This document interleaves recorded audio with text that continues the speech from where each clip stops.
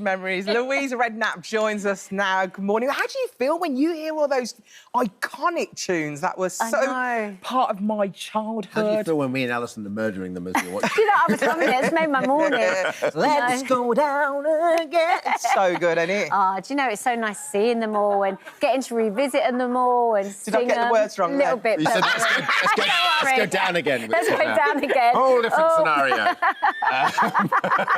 But we're living our best life now. I always get the words wrong on everything. Honestly, I do. I can't help it. But I still love it. You give me so much joy, honestly. Louise, you are so busy. You were literally on stage for 2 hours last night in the Shepherd's Bush. Was it Shepherd's Bush Empire? Yeah. And this is, you were just doing basically your greatest hits, right? Yep, got to do a lovely evening with, it was really nice. I had Kelly come on and sing an Eternal track with me, Michelle Girl come on and sung Sweetness, Kate Thornton hosted it all.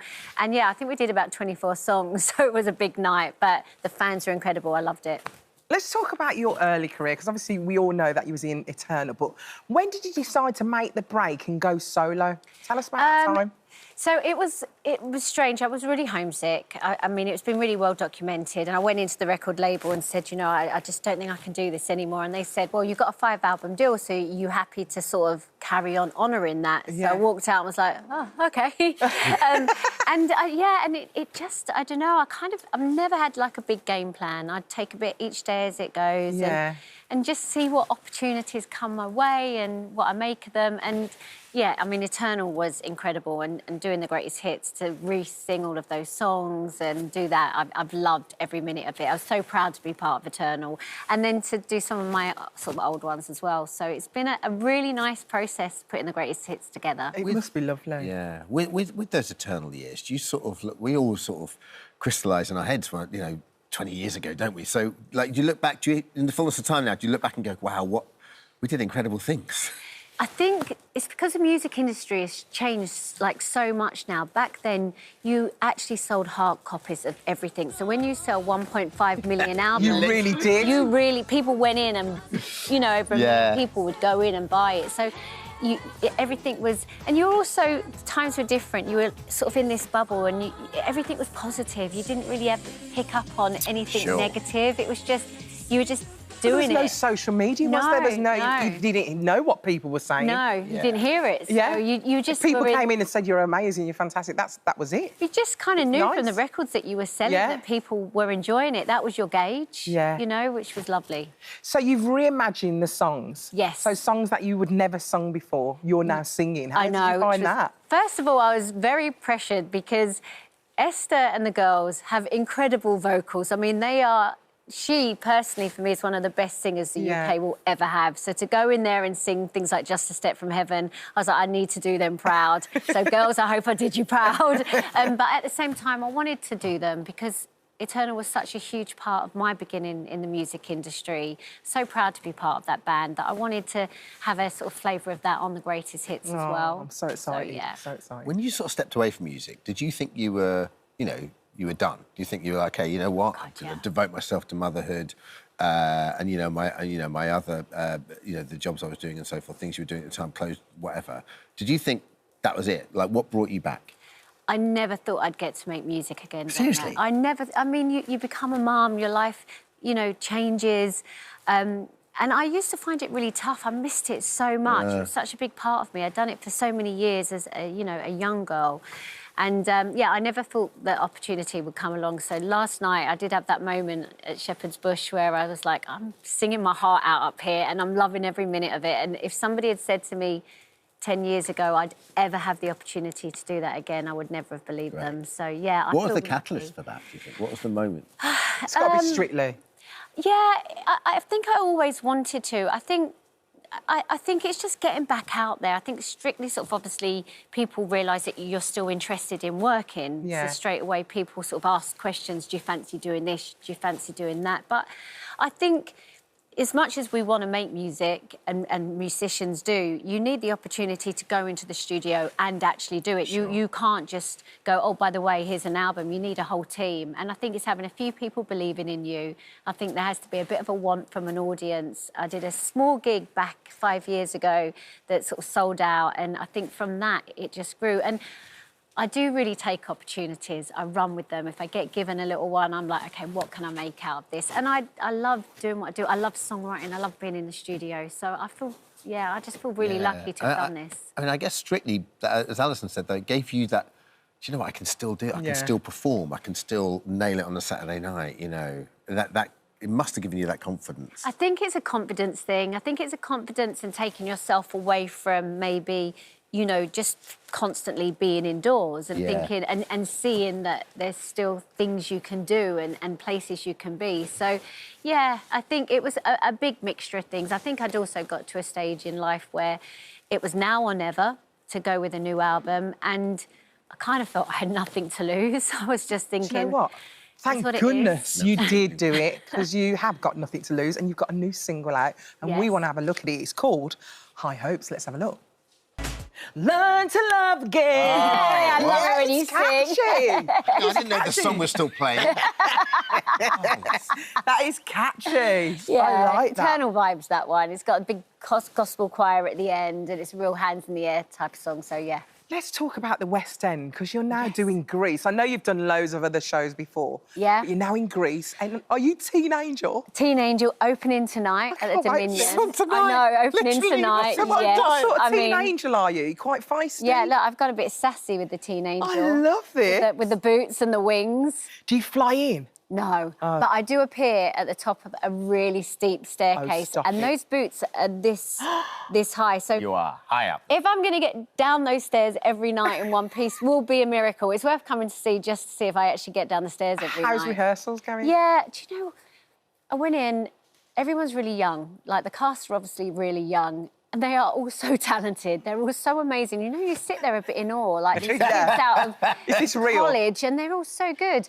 Yeah, and I grew up with Greece, and it's just nice to be in the West End. I love theatre lounge. You know, you come out of the theatres late at night, and the buzz in the West End. That is when you realise just what we've got in London here as far as that theatre land's concerned. Your kids must be so proud of you. They don't say a lot. Do they not? They're kids. How old are they now? 14 and nearly 19, Chaz, yeah. Oh, they're that age, aren't they? They did come last night, though. Did they? And actually, Charlie, when I got home, he said, to be honest, Mum, I know you'd be all right, but you were actually much better than I thought you were going to be. I didn't know that you could actually really sing like that. Like, I was wondering... Only your own child can roast you like that. He was like, I was actually really pleasantly surprised. You're quite good. Oh, cheers, kids are like that, aren't they? A couple of things. I want to go back just a little bit because, like, you were just saying in my notes, I was just reading you saying, like, I couldn't believe back in the day we were on the same sofa as Luther and worked with Rodney Jerkins. And, like, do you ever have those moments where you go, wow, those things actually happened? I know. I do go back. I think about doing shows with Whitney Houston, being in a tiny little corridor with Whitney, and we were performing for the Sultan of Brunei for one of their son's birthdays, and there was like 50 people in this really posh lounge, and Eternal and Whitney. Amazing! And being in church in Nashville with, you know, Luther Vandross and the Winans and Take Six. And yeah, I do look back and think, wow, I've experienced some really incredible moments. And being like at the Brit Awards with Madonna in the dressing room next door, and yeah. Louise the Greatest Hits is available now. Hammond, Do Your Magic. Tickets for Greece at Dominion Theatre are also available now. Louise, lovely to see you. Come back and do a performance for us sometime. I would love that. Great. Absolutely. Thank you.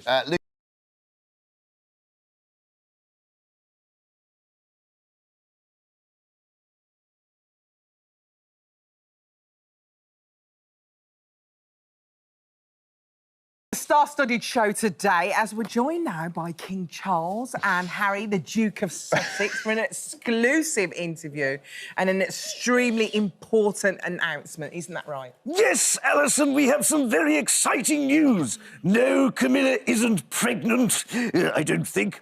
Harry and I have put our differences aside and made up. There are some things which are far more important than petty family arguments, like starring together on stage in London's glittering West End in Spitting Image, the musical. This is great. Harry, how did this come about?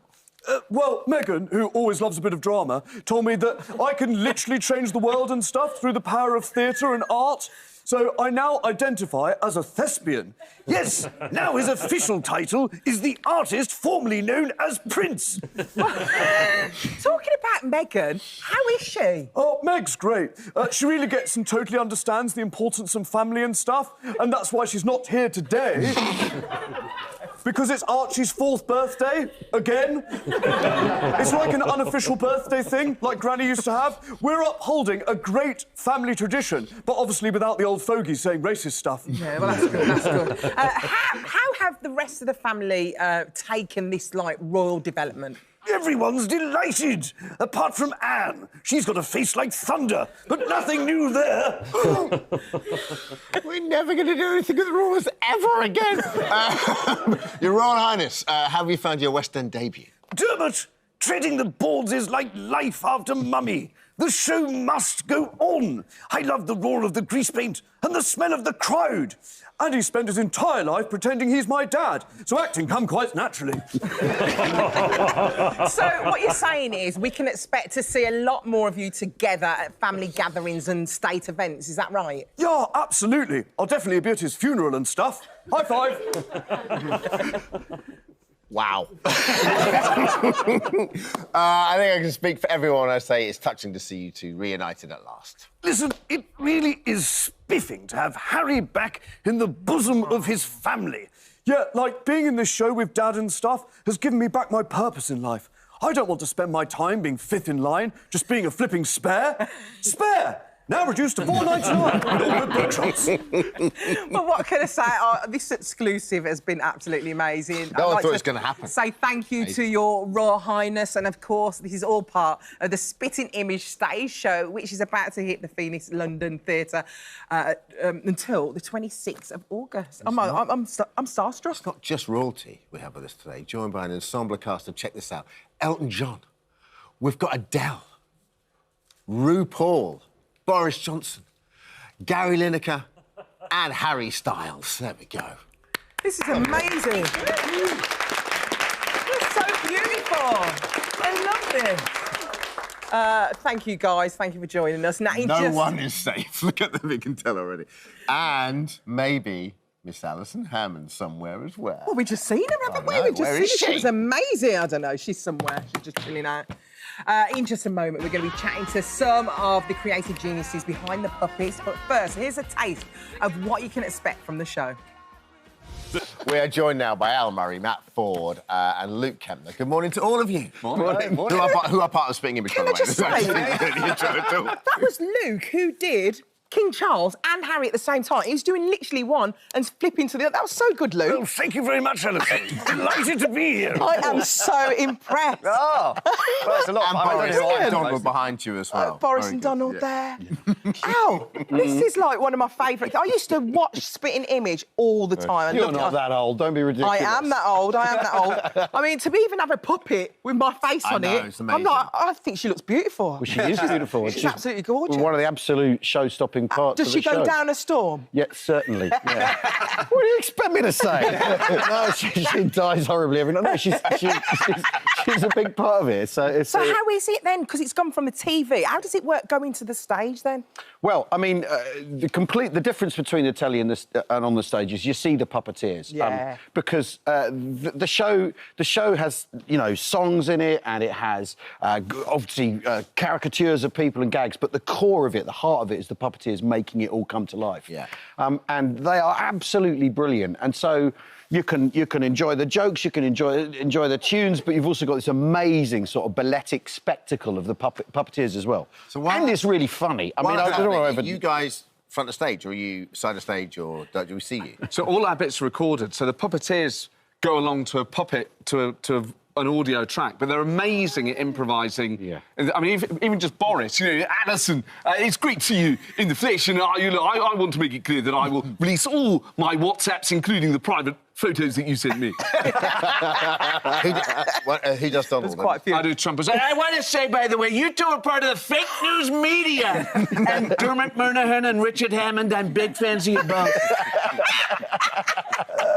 That is mad. In terms of how the whole thing came about, how did you three get involved in Spitting Image? So obviously, it's, you know, because it's part of the fabric of our nation, really. You grew up in the 80s. Yeah. It was on every Sunday night.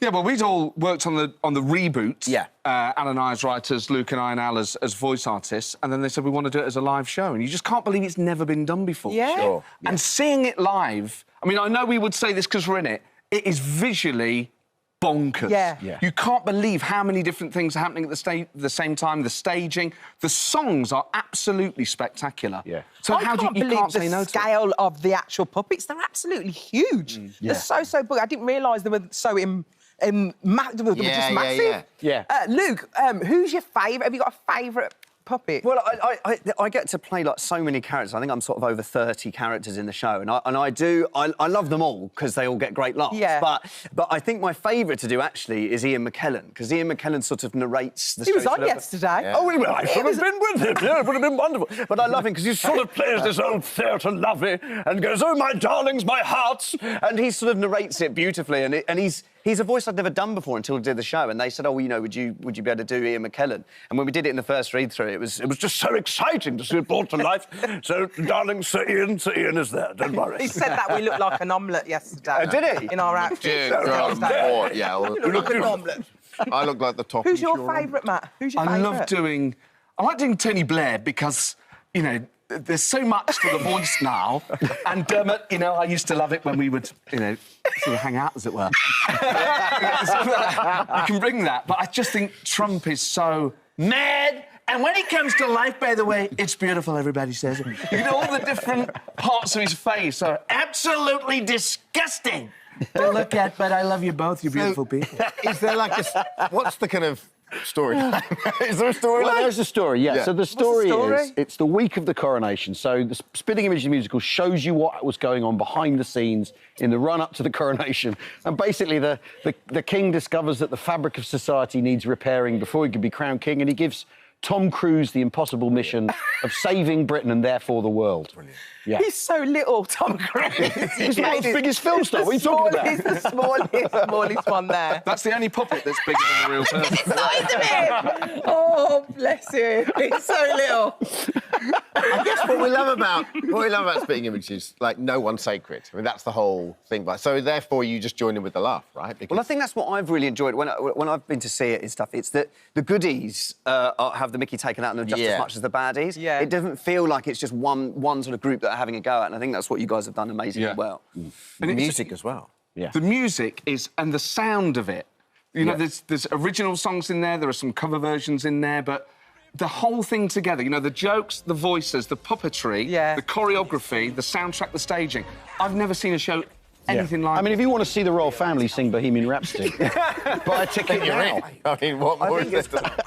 What's been really interesting as well is that watching... I watched a lot of documentaries about Spitting Image when we were doing the reboot, and how, like, Harry Enfield was talking about characterisation of the characters. Like, it didn't always have to be this perfect impression, because even, like, King Charles, you know, is usually sort of slightly lower, and even Harry, you know, he's not up there, like that. But when you add that characterisation to it, especially when it's on stage, and having Charles so passionate, like, I do think it really lands in a West End theatre. Yeah. It's amazing. When you guys are writing it, given the last 18 months, 2 years we've had, where quite a few people have come and gone, have you had to chuck the baby out with the bathwater? Yeah, this is version sort of 3.5. So we had a whole show written by May last year called The Liar King, which featured Boris as Prime Minister, and then I think we were the last people, apart from him in the country, who wanted him in Downing Street. Because we were going to have to just... because we were going to have to start again. And that whole show went in the bin, and we had to restart, and then at one point, I think,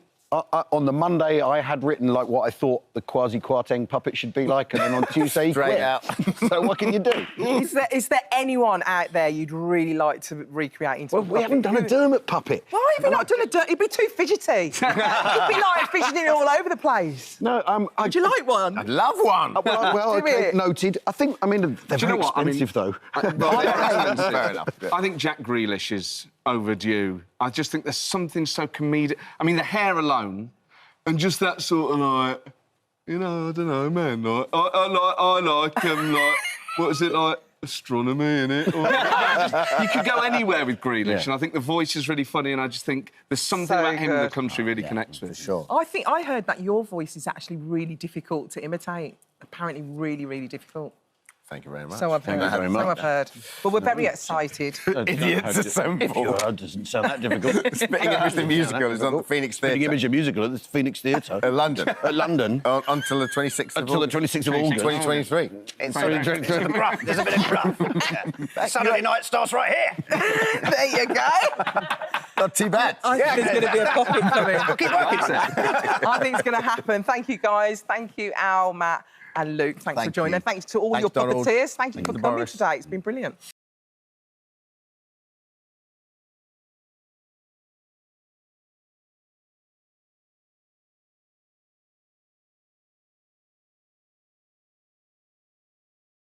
First, in the last 5 decades, our next guest has become one of the world's most famous supermodels, appearing on countless magazine covers and hundreds of runways.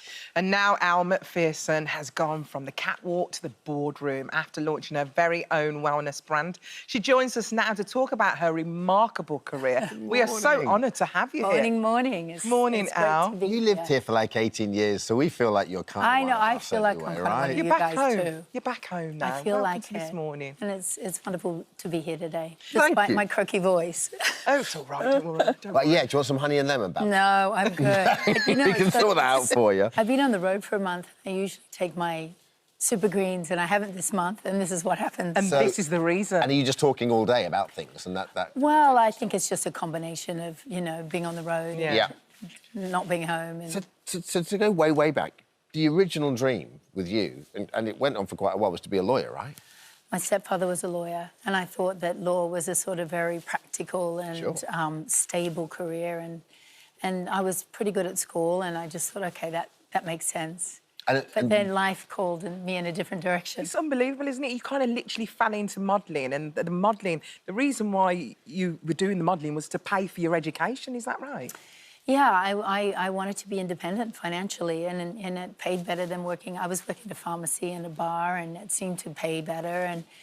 And I sort of took I listened to my heart, and I just took a step towards it, and gave it a go, and thought, OK, let me see what this can bring. And ultimately, I started working for financial independence, and I built a career from that. And then from that career, I applied it to a brand, and that was my lingerie brand. And then from the lingerie brand, I started to invest in my own business, which is now Wellco. So when you go from modelling to investing in the business and becoming your own brand, how big a leap is that for you?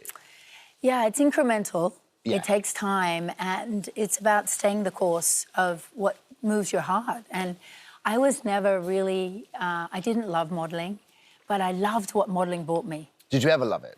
Surely there must have been moments where you did. I love co-creating imagery, Right. and I love producing, and I love art directing, and I love seeing a magic come to life. And it's been a beautiful means to an end for me because I travel, I'm independent, Yeah. I've had a very large scope of career thanks to it. I've met amazing people, I speak different languages. It's been an incredible education. Yeah. Wow, what a But life. it's about the doors it opens rather than the job itself. Well, yes, and I think it's about us stepping through those doors, because doors can open. It's acknowledging those crossroads in your life, leaning into your heart, trusting your intuition, and going, this feels right, I'm going to take a step towards it. And if it doesn't feel right, you stand still. Is that instinct, do you think? Well, I call it intuition. It's like your gut feeling. It's that thing inside you that moves you towards something. You think, oh, yeah, I'd like to explore that. And you don't know why. It doesn't necessarily mean it's logical, but you just get that feeling of interest, of passion, of a rising kind of desire to explore. And I think that's the secret to life. What a great way to look at life, huh? Totally. Well, you partied hard in those days. I did do that. You really did party hard. At what point did you think, do you know what, I need to look at the way I'm living, what's going inside? At what point did you realise, you know what, I want to look at my wellness? Well, there's been a couple of crossroads. The first was when I was 35, with the birth of my first son, I started to realise how incredible the body was. Because in the past, I understood wellness as being fitness. And that's what I did. I did fitness with bells on, and I honed the tone of the body that I required for work. You were known as the body, wasn't you? I was known in the body. In 1986, the Time magazine coined that, and then it stuck. Yeah. And then I ended up using it in licensing, and I also got to know my body very well. And then when my children were born, I started to see the true magic of the body, the true transformation through pregnancy, through natural childbirth, through breastfeeding. And I started to understand that this concept of perfection on the outside was really so much more magical on the inside with the birth of my children. So that was my first crossroad. And then I said, OK, I need to focus on what's going on inside.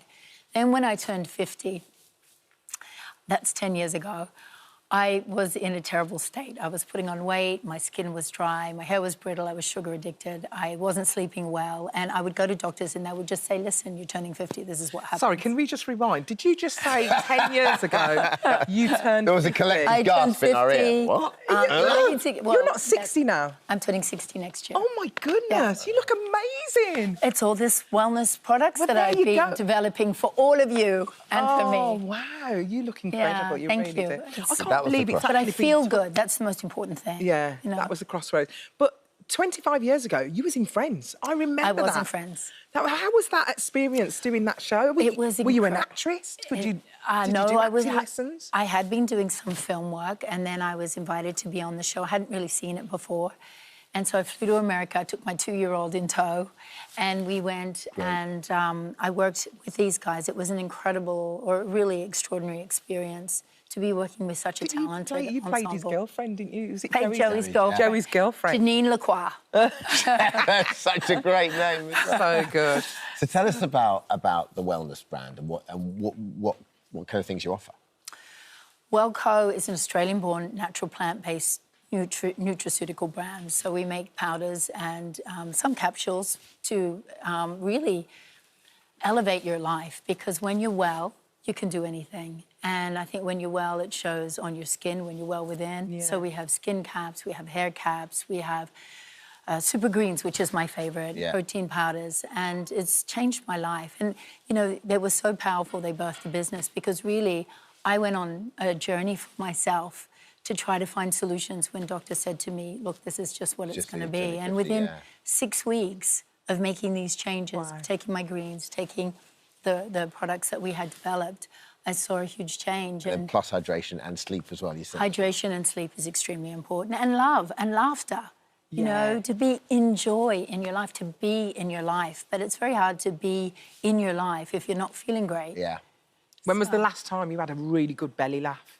Every night. Really? Every single night before I go to sleep. And who are you laughing with? I want to know who you're laughing with. The love of my life. Aww. He makes me laugh. And, yeah, it's so wonderful. It's so...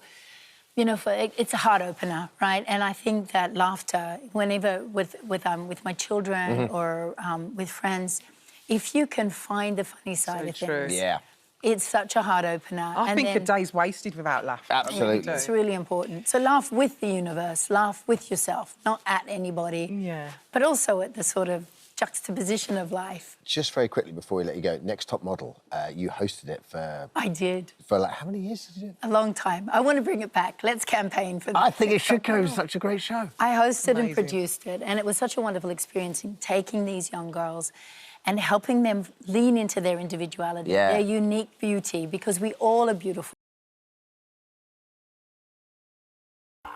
Andrew Ridgely joins us now.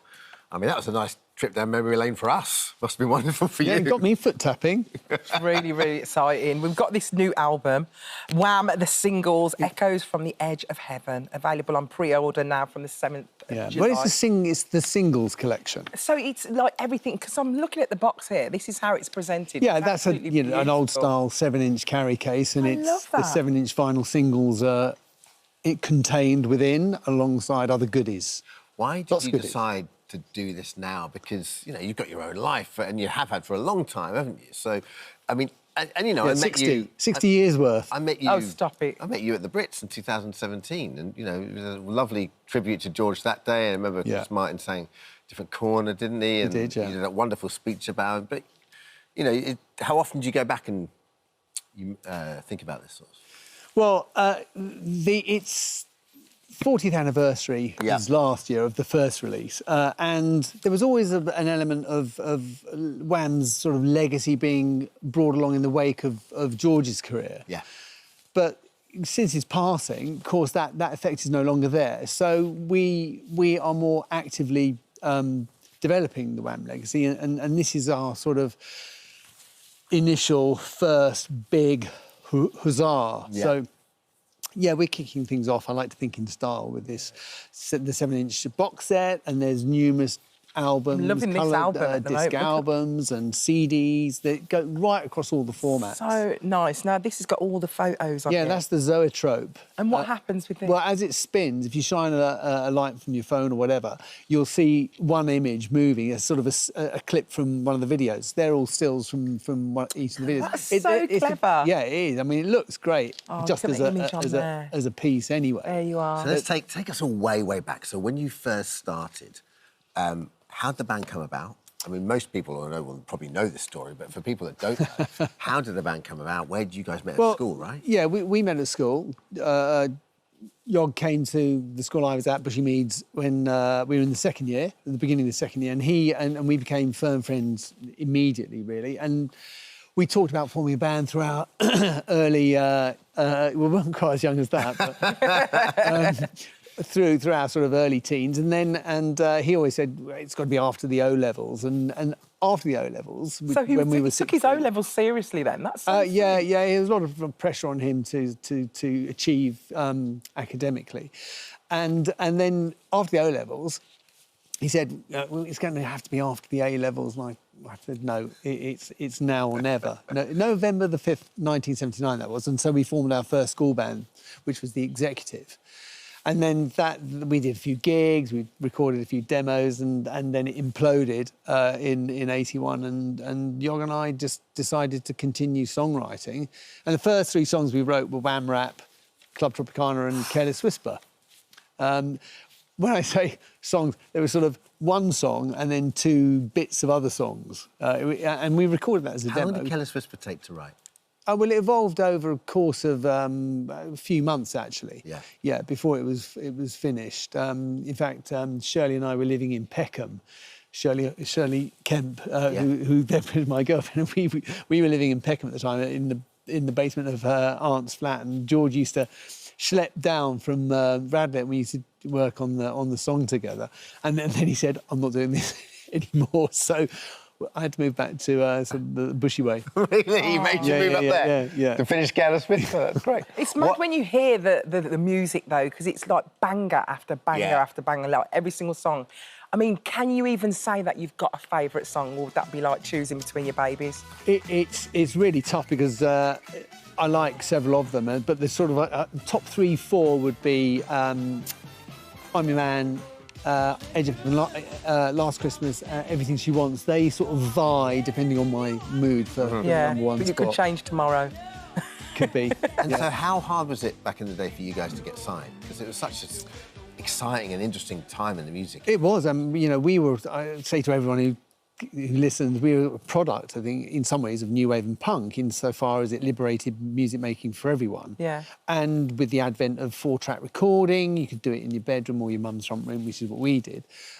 And so we touted our 1 2/5 songs, 3/5 songs around, and got no responses. But Mark Dean, who was a friend of mine socially, lived down the road, and he was in the music biz, and we knew that, and I kept haranguing him to listen to the tape, and eventually called us up to meet up at the 3 Crowns in Bushy, and stepped through the door and he said, "Can I offer you a record deal?" And that was big. Wow. Yeah. And what was the moment where you looked at George and George looked at you, and like when one of the singles was out and you went, "Wow, we're there." We're big time. Well, yeah, really, that was when we got the nod for Top of the Pops. So we were, the Young Guns had come out. Wham Rap wasn't a hit first time round. It got banned, by the radio because it had the word C-R-A-P in it. So. So anyway, it didn't get the airplay. Young Guns was looking like it was going well, got up to number 42 and sort of stalled. And unless you were in the top 40, you didn't get on Top of the Pops. Sure. But then someone dropped out that week. Do you know who dropped out? No. Well, funny enough, I was told recently, a good friend of mine, David Austin, he told, he reckons he knows. He's probably right, he's got a good memory. But I'll let you know in due course. But anyway, so when we got Top of the Pops, that was, wow, you know, this, because in the 80s, early 80s, it was the moment.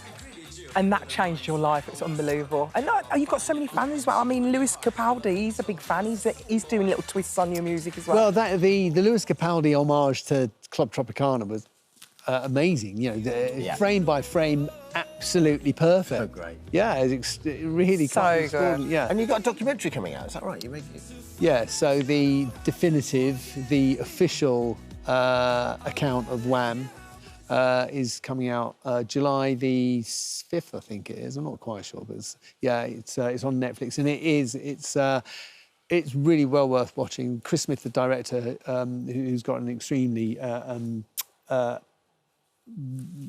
brilliant sort of portfolio, he has set it, contextualised it in a very unique way, and it's incredibly authentic. Everyone that I know has seen it. Yeah, it is a good one. Thank you. Absolutely amazing. Wham! The singles Echoes from the Edge of Heaven, available to pre-order now and released on the 7th of July. So good.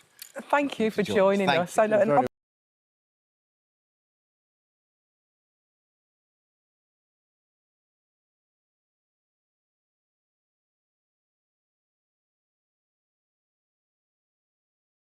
Amy and her fiancé Bill join us now with their beautiful twins.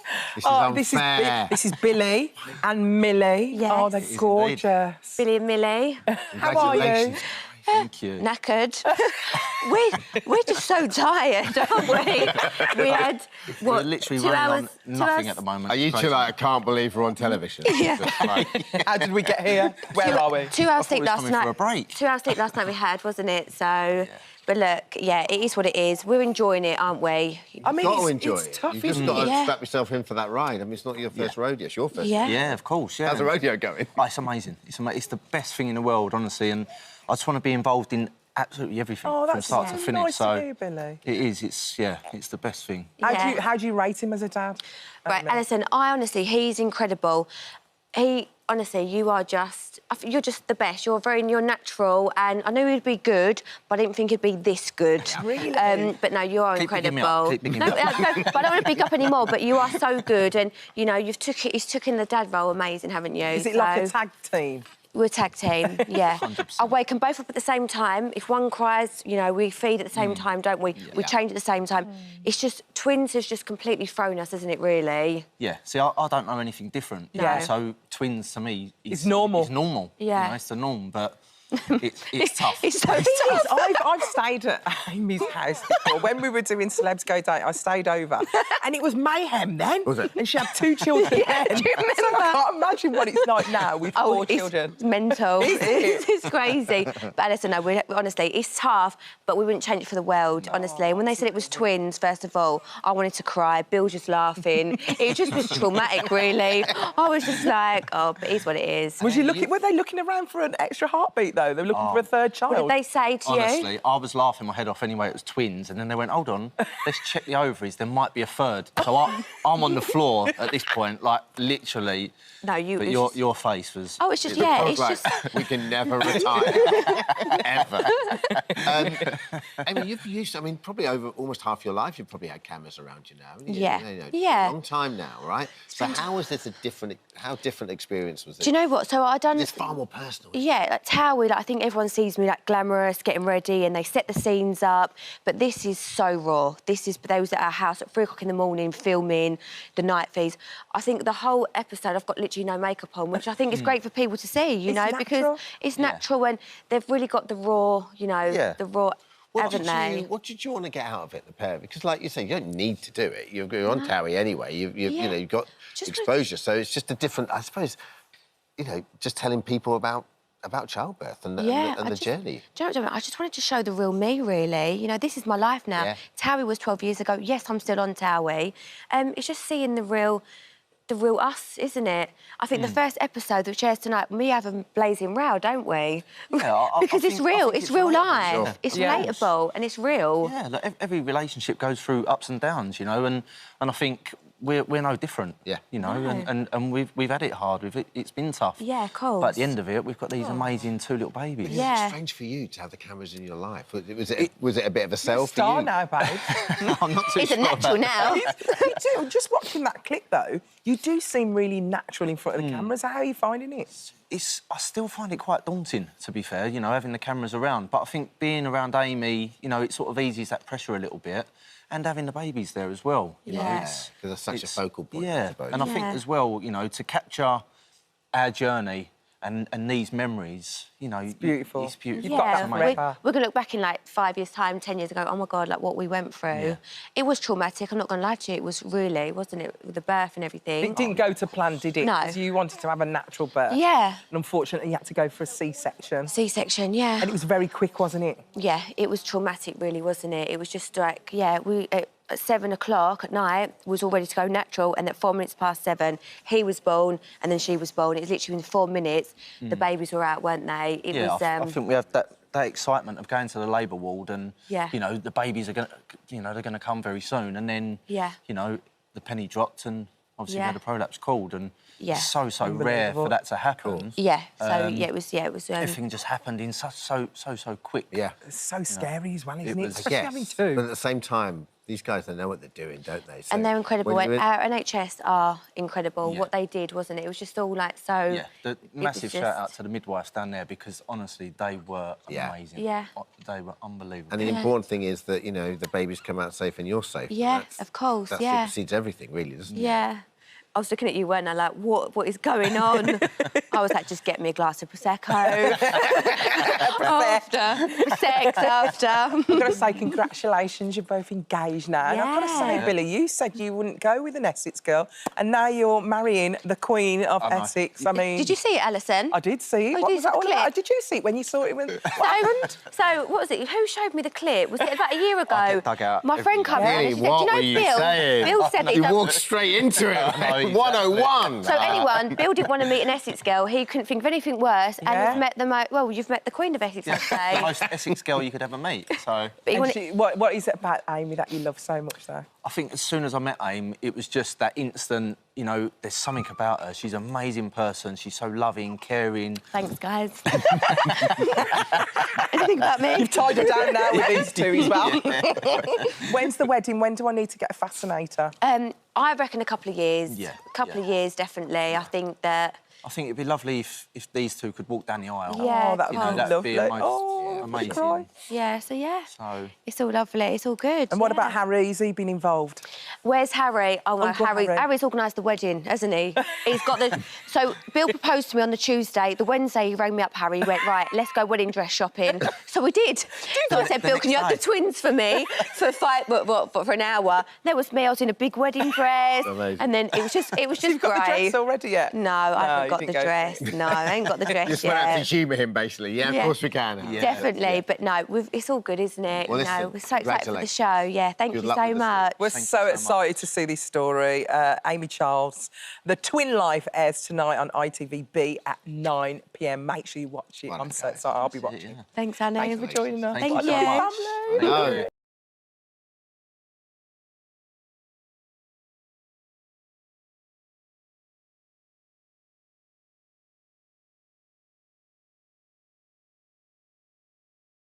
To join us now. It's so lovely to see you both. Welcome, welcome. Just first of all, congratulations, because you have yourselves a new home, you have yourselves a new time slot, and this is the Graham Norton slot, which is huge. Yeah, it's pretty unbelievable, isn't it? Yeah, it was. So we did the first series on BBC Two on a Monday, and they moved us to, after one series, they moved us to BBC One on a Friday. They don't do that for no reason. Well, do they? I still believe someone pulled out. I think there was a last-minute pull-out. Someone got ill and they went, we need to fill this slot. But yeah, it was weird because the first series, when I used to bump into people out and about in the public, they would always say, I love your show on a Saturday, or I love your show on a Friday. And I think it had that weekendy feel. It's got a bit of a vibe because, you know, we definitely have a couple of glasses of wine, our best to have it. And it's got that kind of energy of a weekend show. Going out. Yeah, so it fits the Friday night, I think. What's great and what works so well, I just watched it happen in here a moment ago. You still make each other laugh. We were talking about the robot And Rosie said, oh, I don't like it, I don't like it, I don't even like the iPad at McDonald's. And you burst out laughing. This is ridiculous. Well, you call me a Luddite. She's a Luddite. All the time. I don't like technology. Any kind of technology. I bought her a really fancy toothbrush for Christmas once, right? And she went, oh, OK, and she was a little bit, sort of, bit trepidation. And she turned it on and it went select language. And she went, I don't want it, you can have it. She gave it. She gave it straight away. Your toothbrush doesn't need to know what language you speak. You don't, unless it's for the screen, man. It was just so you can choose sensitive and stuff. On, off. That's all you need. That's all I need. It's ridiculous. This is just slightly changed a bit because before you would very much focus on couples, and now this is people with a relationship of any sort. So you've got Jack Whitehall and his dad coming up, which is going to be... we recorded with Jack and his dad last night. Have you done it? Oh, you did that last night? Night. Oh, and how were they? Brilliant. Wonderful. Really, really good. I think we got to see a lovely side of their relationship because obviously on the TV programmes they bicker a lot, but it was so nice because Jack's having a baby as well, so we chatted about that.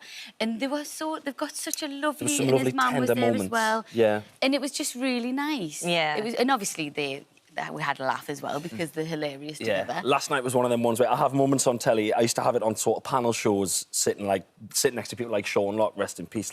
And you sit and you laugh so much you forget it's a job. Yeah. And I was just sitting watching his dad and watching you and Jack talking, and I'm laughing my head off and thinking, I'm so lucky that this is my job. I get to just laugh at these wonderful people. That's the way to do it. And then someone comes to me and goes, say something, Chris. And I go, oh my God, I've got to work as well. On the telly.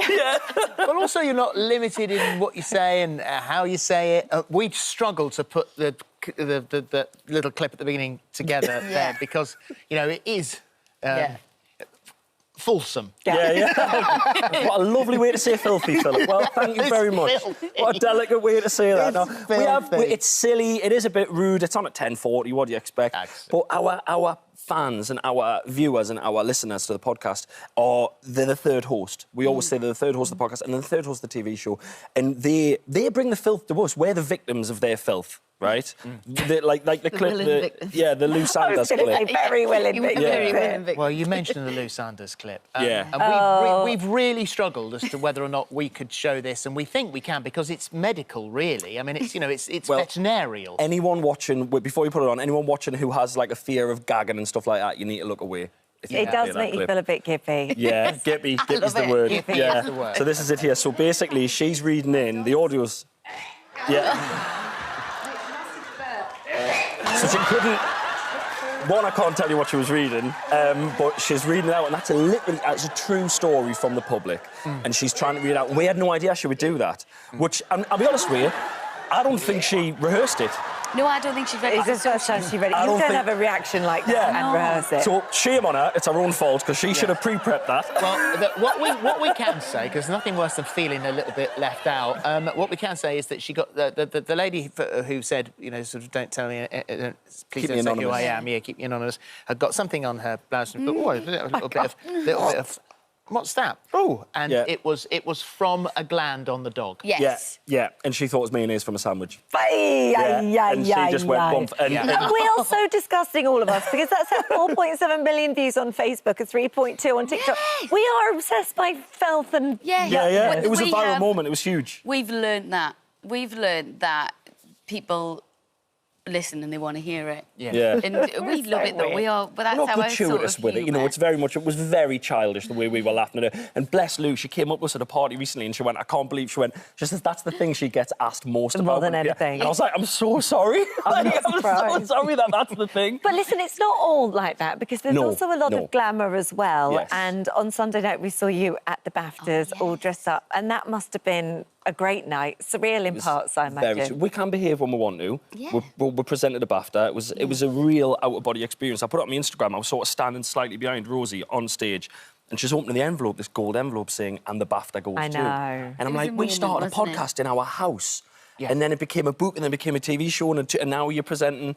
And I'm like looking, and there's like Martin Freeman and all these people who are idolised in the crowd, and I'm like, It was really special. Yeah. It was really, and it's nice that we get to do it together. Yeah. Yes. Totally. You know, it's nice. We sometimes have little moments when we put the kids to bed, and when we're at home, we very rarely it's work. We're very much parents at home. Yeah. But then the kids go to bed, and we have a little drink, and we're kind of like, we've done all right. It's all right, isn't it? Yeah. Nice. We've got to share some cool moments that couples don't get to share. Yeah, it's nice. so true. Of course, and as you say, 2019, you sort of launched the podcast. If someone had said, what do you reckon your 5-year plan is going to be, you'd never, ever have spotted that all of this was... Or if we would have said of all of this, they'd have locked you up. Yeah, they'd have locked you up. They'd said, you're an egomaniac. What do you mean, a TV show from a podcast? So, obviously, the book was massive. I think maybe a little bit reticent to write another one because book writing's not your thing. You'd rather be on stage? 100%. Yeah. 100%. We did it and we enjoyed it, but we're very much sort of... I think we're performers rather than writers. We're not academics.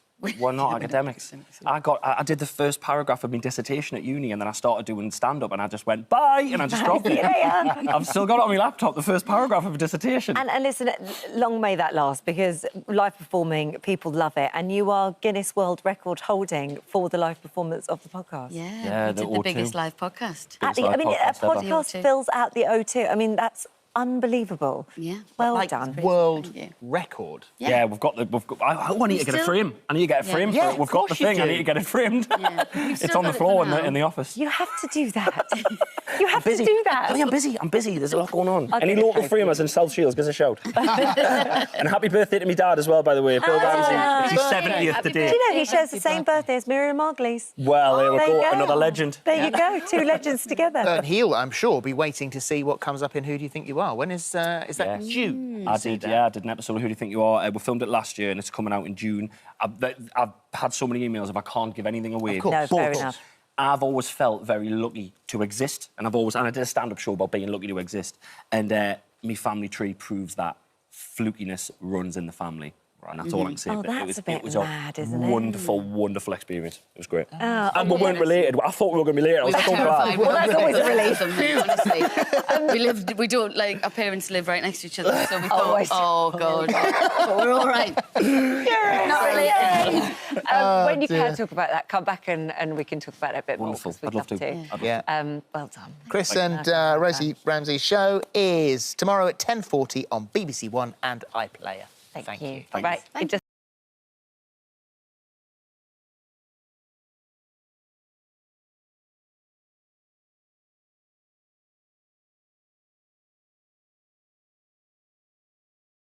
Now, she's been in the show business since she was only a 7-year-old pup. She's had 9 UK top singles. First ever female judge to have a contestant win on The X Factor, 2-time winner. But now Aussie superstar Danny Minogue has taken the long-haul flight from down under and picked up her bow and arrow to play Cupid as the host of the UK's first ever gay dating show, I Kissed a Boy. Let's have a look. I mean, I'm not sure anyone else could have hosted this show. I love watching your faces. Because we're in. We are in You're now. in. When they came up with the format, they went, and lastly, who's going to host it? Let's see the shortlist. Danny Minogue, great, done. Just Danny.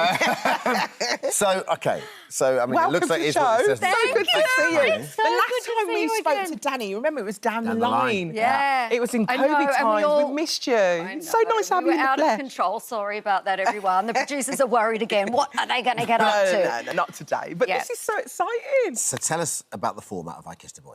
I Kissed a Boy, UK's first ever gay dating show. How can that be in 2023? But here we are. It's finally happening.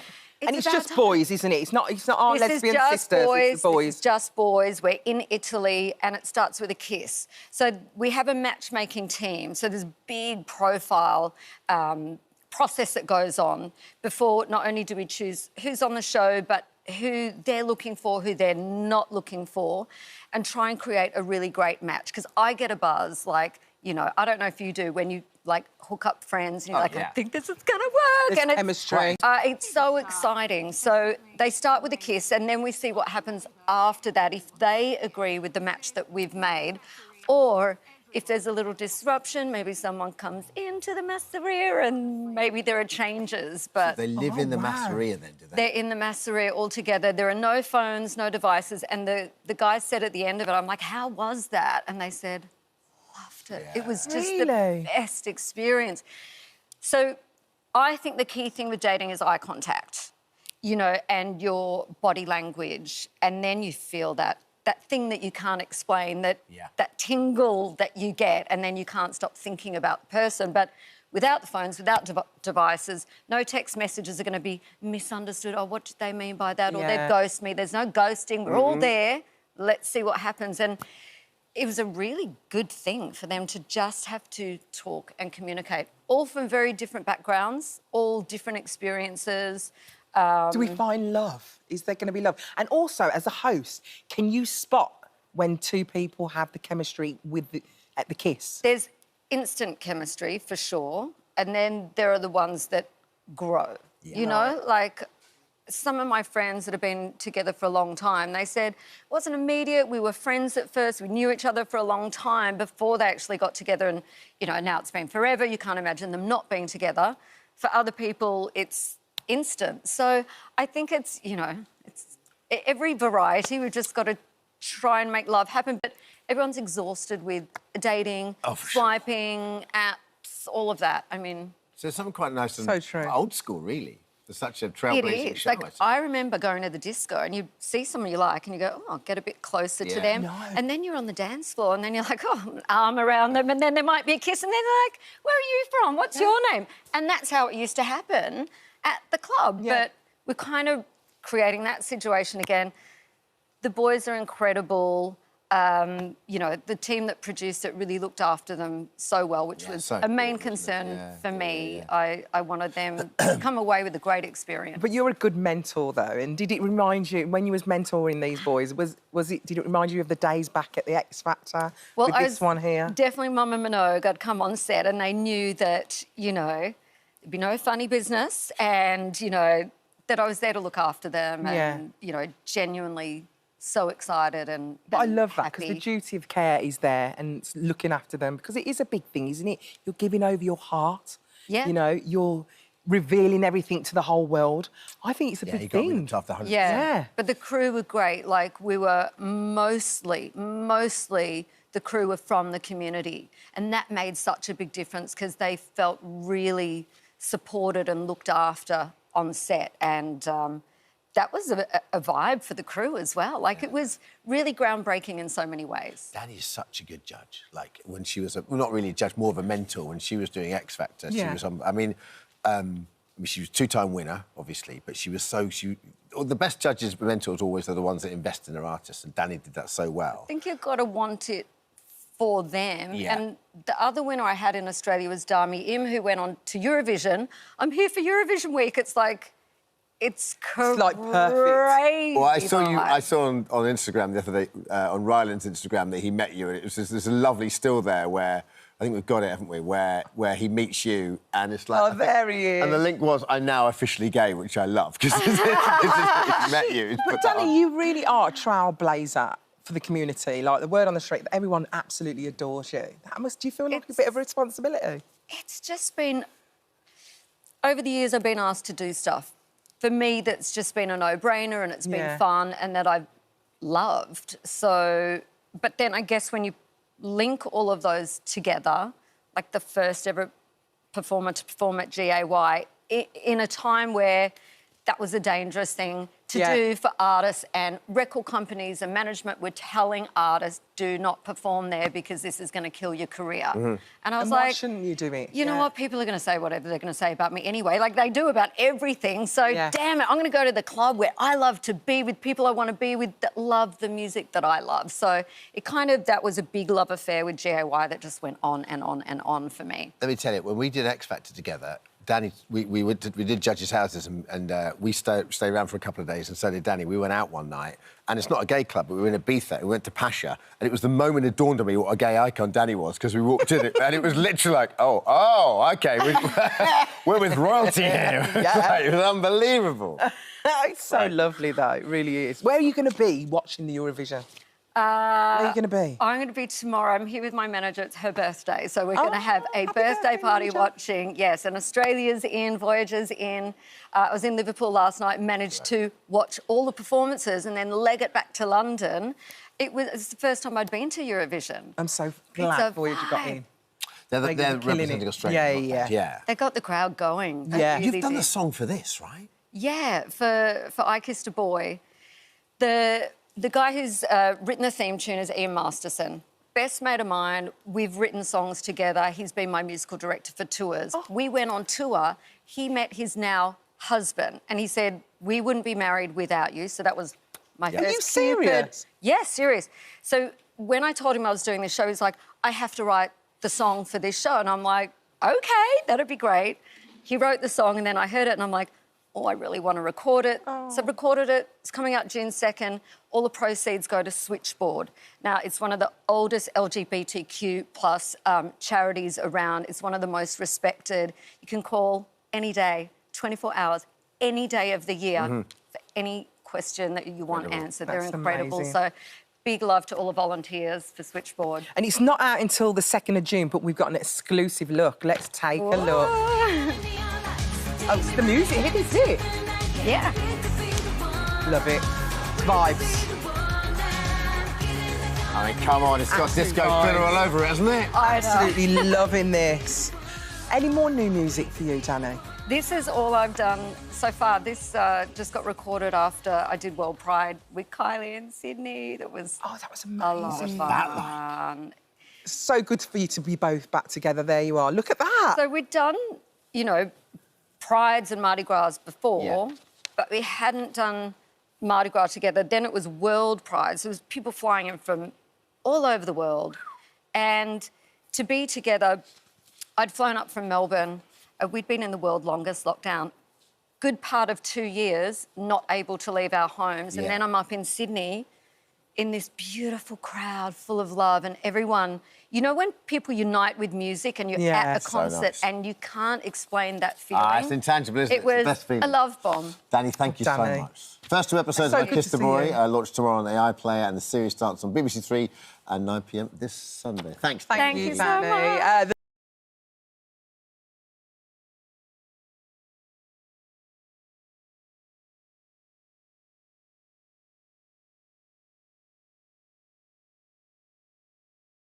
And as the UK prepares to host the iconic song contest for the first time since 1998, commentator and host with the most, Graham Norton, joins us live from Liverpool Arena to tell us more about what we can expect from the grand final. Hello, Graham. How are you, darling? Morning, guys. I'm really good. I'm a buzz with excitement. We're about to do our first dress rehearsal of the grand final. Well, I actually did come to Liverpool. I've got to say, Graham, you are absolutely everywhere. I went into shops, there's mugs of his face, there's pictures of his face. People are having their nails done with Graham's face on it. You're big time now, you know, Graham. You are big time. I know, I do feel, like, weirdly famous in Liverpool. My life isn't normally like this. Are you on the trams there or something as well, the trains? Merseyrail, I think it is. Oh, I think I did do a voiceover for kind of, you know, the next station is. Yeah. Sorry, Liverpool. We've barely talked to you, but we have to see this. Let's have a look at the clip. We've got a clip. Hello, bonjour, privet. Yes, it is I, Graham Norton. The next station is Liverpool Central. A light here for all the Eurovision action. Oh, nice. I love the fact that Liverpool's really embracing it. Wasn't annoying enough. It's not at all. But I love the fact that Liverpool is embracing this, but we are doing this for our friends in Ukraine. Do you find that that adds a little bit of pressure on your role?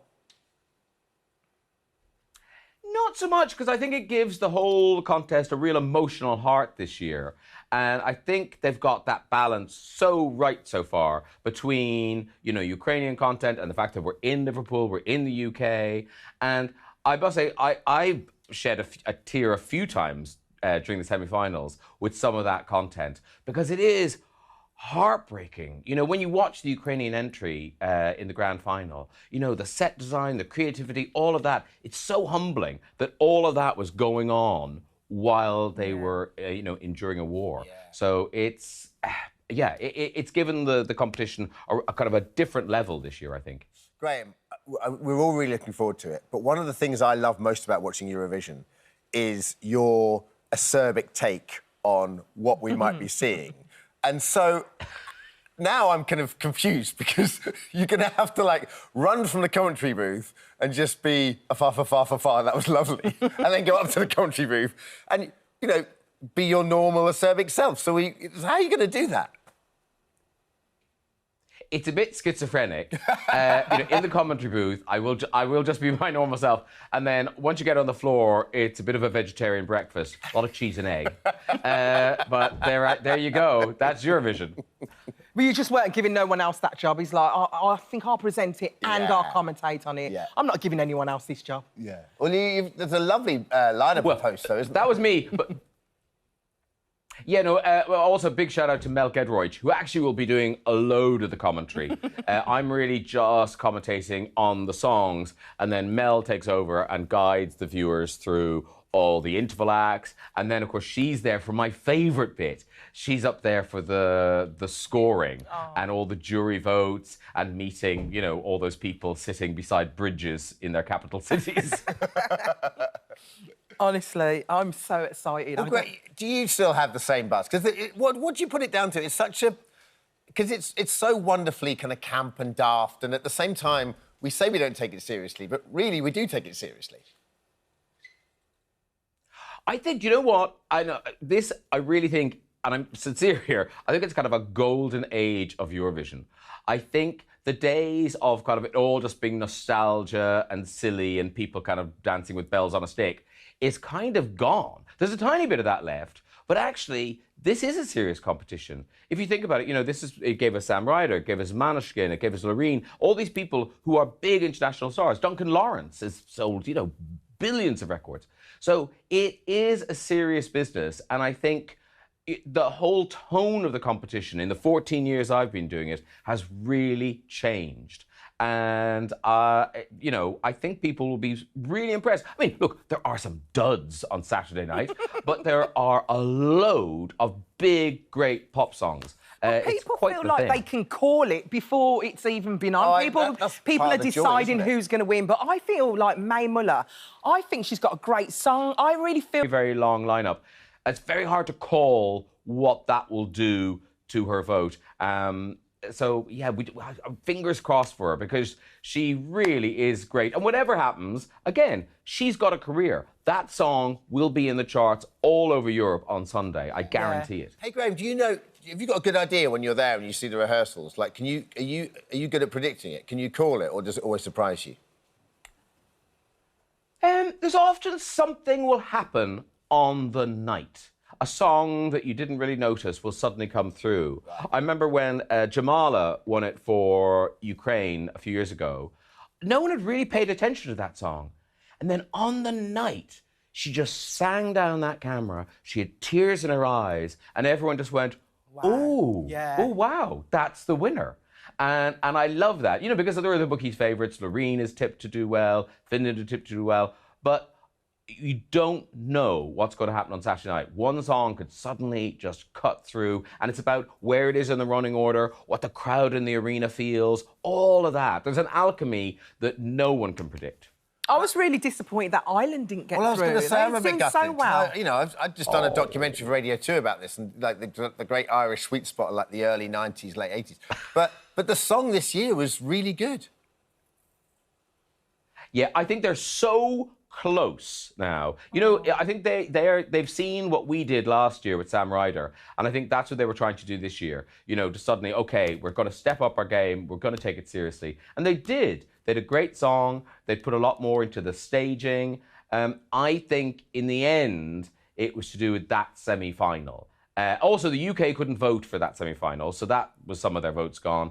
And I think that was a really strong semi-final. All the big ones were in there, so it was a much harder field for them. But your heart breaks for anyone who goes out in the semi-final. All that work, and then bye. For sure. I've got to mention this band, Queen Machine. Are they called Queen Machine? It was the act in the interval. They were the drag queens. You probably didn't see them. They were so good. Oh, no, I did. I was there. Them? They were amazing. They should have been in it. They should have. Look at them. I didn't see them with the kids. I mean, they represent Eurovision for me. Next year. Next year. Hey, listen, Graham, best of luck. The crowd here in the arena in Liverpool, they loved it. They just went wild for it. Good. And that kind of death drop thing where they fell off where they threw themselves off the top of the big boxes. Wow. Can you do that for us, Graham? You do that for the start of the show, babes. I could slip off this chair quite easily. We're very excited Graham. to see it. Tomorrow is the Eurovision Grand Final. It's going to be live tomorrow at 8 p.m. on BBC One and BBC iPlayer. Thank you, Graham. Good luck, Graham. Thank Good you. luck. Have a wonderful time. Bye, guys. Bye-bye, darling. Oh, There's a little bit of Eurovision at the end, wasn't it, the way we waved to Graham? Graham, could you sort of give us an awkward wave, like they normally do, and, like, you know, bye, Luxembourg, thank you.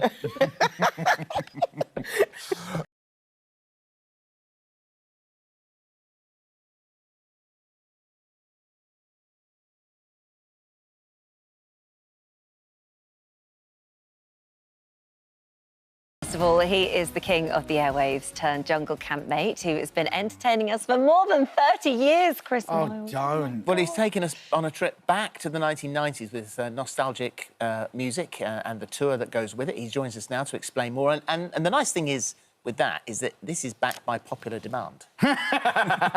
But it is. I know. Unlike me, though, I just told you, I don't think I've been on This Morning in a decade. I can't believe that. I felt like we had you because we talked about you loads when you were in the jungle. I was like, surely you'd been in. But is it No, you haven't been in I've this? never been to your new home. Oh, well, Really? welcome. Yeah, thanks very much. You were on Holly's first ever show. I know, which was unbelievable, and we haven't aged at all. No, we haven't. Look, here we are. This was 14 years ago because I started the same year that I had Harry. Oh, look. Have we got the bit with Chris in as well? Oh, you don't worry about seeing me. I want to see. Oh, no, trust me, no. don't. Listen, I've got you gifts. That's for you. Oh, That's a thank you. candle. I make Oh, bless a your candle heart. like I really do. Oh, my And I God, got you a do. mug. Don't read anything into it. You always try and second-guess me. It's just a mug for teas or coffee. That smells lovely. What is that? Amber moss and tonka bean. Can you believe that? I've grown up now. Smells, you've changed. I make candles. You have changed. I know.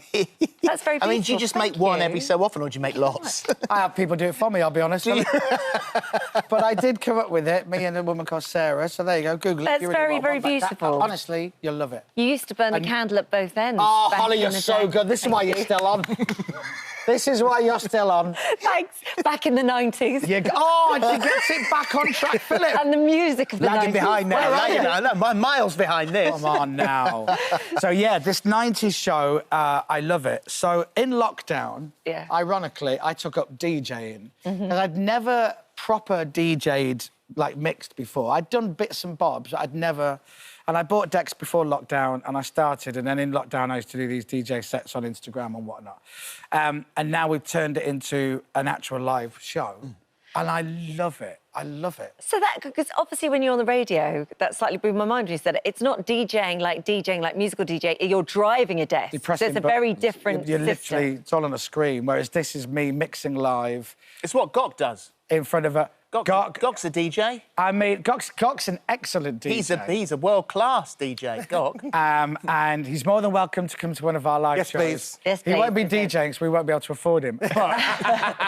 But it's all 90s music. How do you choose? Like, the 90s music is so varied. It Yeah, seems it's like really- a decade where yeah. anything went, really. So if you say to somebody 80s music, you'll roughly be thinking on the same wavelengths, but 90s is pop, dance, hip-hop, rock, Britpop. Yeah. So it's really varied. So you've got Prodigy, Eminem, Backstreet Boys, Britney, Oasis. So it's real varied. So we try and play a little bit of everything in the show. You would love it. I know I would. You and your friends, I know we with would. the right amount of drink, will be going nuts for a bit of Living It's Joy often a Dreamer. combination that happens together anyway. I know. So, and we did a few last year and this year, and we're playing Northampton at the county ground at the cricket club. Brilliant. Actually on the ground, not on the actual pitch. We can't, like, not allowed.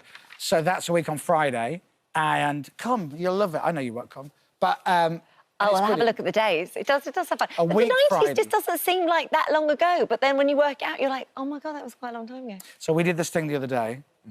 The Oasis album, their first ever album, next year will be 30 years old. No way. August 94 it's released. If you go back to August 94 and go back 30 years... Oh, don't. It was Roy Orbison, the Supremes, the Kinks. It's all that, and it just shows you. If Back to the Future went back in time by the same amount from this year, 1993. No, no.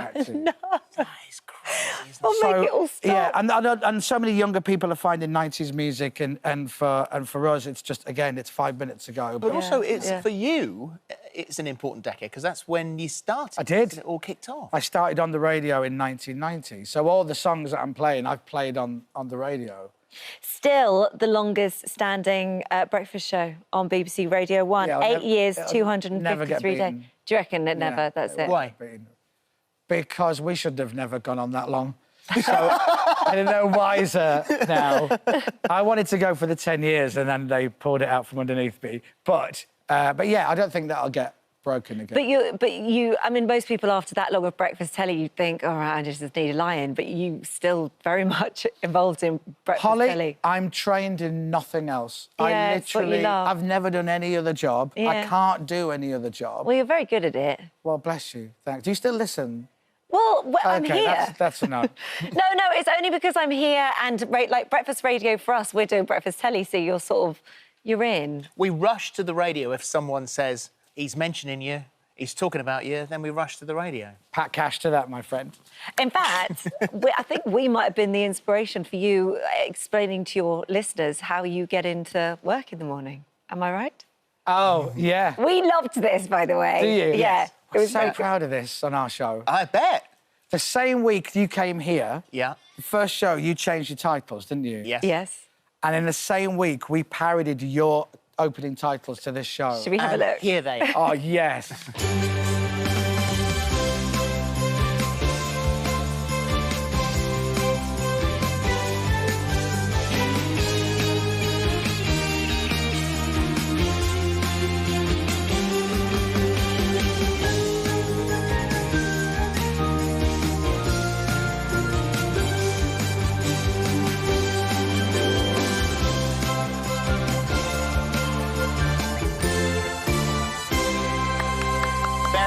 All the guests were Gino de Campo. All the guests are Gino. That's so good. It's a very subtle joke that tickled me. That's very good. Obviously, at the moment, we're seeing all the celebrities returning to not the jungle, but to South Africa. Yeah. Did it tempt you? Or you're not quite sort of there yet with the distance between when you... I've only just got left, back, and even that is a blur that I even did. Did you enjoy it? I think so. Yeah. You said that you spent a lot of time bored and anxious. So there's a lot of downtime.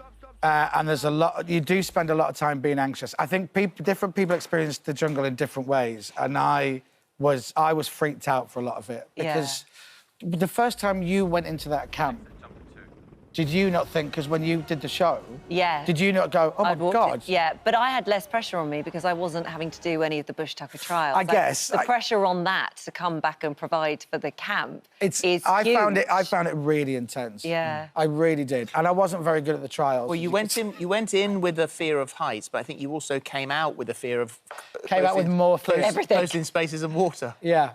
I wasn't very good at it. The way it's supposed to work. Somebody said, loads of people said to me beforehand, how do you think you'll feel? And I went, I don't know. I've never been in a coffin full of rats before. So maybe I'll just be lying there laughing, thinking I'm a celebrity. I didn't laugh in my trials. Well, people say you've got to get out of your comfort zone in life, and you say, no, you don't, because you like your comfort zone. No, that thing is nonsense. Stay in your comfort zone. It's absolute nonsense. You gain nothing by leaving. Well, we're going to keep you very much in your comfort zone right now because we're going to play a game. No, later. But we are going to play a game that you play on your radio show, and this is the lip reading game. Oh, are you sure? Well, why? Why did you say that? Just because things come out of people's mouths that can't be controlled. Well, try and control yourself. Look at the look on your face from your first show to your last show. Imagine. Is that really loud music? So this is really loud music. We're going to name 90s pop bands, groups. Got 30 seconds all on the 90s. clock. OK. All 90s bands or any just bands, stuff? any bands. OK, all right, OK. Yeah, Ready? Music. Yeah, just music. OK. Famous. All right. Put them on. Headphones on. Start the clock. Take that. Take that. Leather. Take Adele. that. Take that. Like, don't know. Pass. Take... Britney Spears. Prince, please. Britney Spears. Britney Spears! Yes! The Spice Girls. The Spice The Girls. smudgels. The... Smooges. Don't make me laugh. Don't know what you say. Spice I hate this Girls. No, Spice Girls. no idea what you're saying. Stop right now. Spice Girls! Yes! Radiohead. Radiohead! Yes! There we go. You've got to play this game on your show. That's good. But do it in delay. It's so nerve-wracking because everything that you mime looks rude. It looks rude. Well and then your brain goes, I can't say that because you can't hear what you're saying. I don't know what I just said to you then. You got 3. You did very well. Please don't take so long to come back. A 90s hangover Well, I had to be invited. If you just turn up, they don't let you in. Yeah, they do. I tried that. They do. Just say you're with us. So many times. No. I was on that boat the other week, waving. Nothing. You didn't even notice. That was recorded 4 years ago. 90s hangover tour. 90shangover.com. Go to the website and come and see us live. You'll love it. Holly's going to be there, leathered in the back of the crowd. 19th of May until the 16th of September. Thank you. Lovely to see you. Thanks, guys. Thank you very much.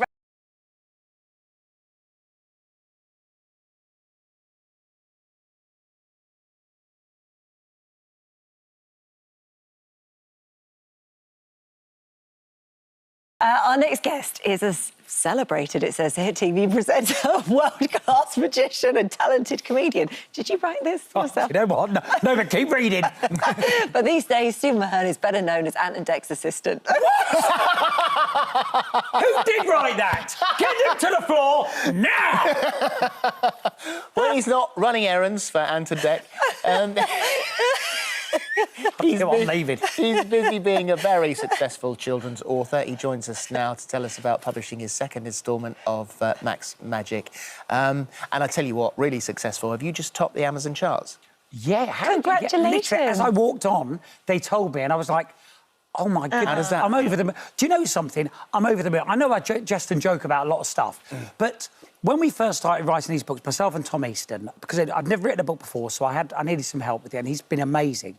And the idea was that it was a story about myself growing up and how magic helped me to gain confidence. There was a bullying issue, which we cover in the first book. And magic, honestly, really did help. Even when we were doing Saturday mornings, we'd always be doing tricks and that sort of stuff. Then in book 2, it's just come out, and, over the moon, it's going down well already. There's always a message in every book. In the first book, it was anything is possible. And in the second book, the one that's just coming out now, I've actually released tomorrow, it's called Never Give Up. And I do stick by that. And it's Max, and he enters a magic competition with his magic tricks. I entered a talent competition on ITV. It was like the predecessor before Britain's Got Talent. It's called the BB Talent Show. I didn't win it. Charlotte Church won. But, you know, I'm not bitter. But the reality is Max enters, and there's 3 judges, like you see on Britain's Got Talent, and there's a beautiful host who is... You only found this out this morning, didn't you? I didn't find that. So I'm reading the brief, and I was like, oh, my God, it made my heart sing. I know, and she sent me a message this morning, and the presenter is called Willow Hollaby, right?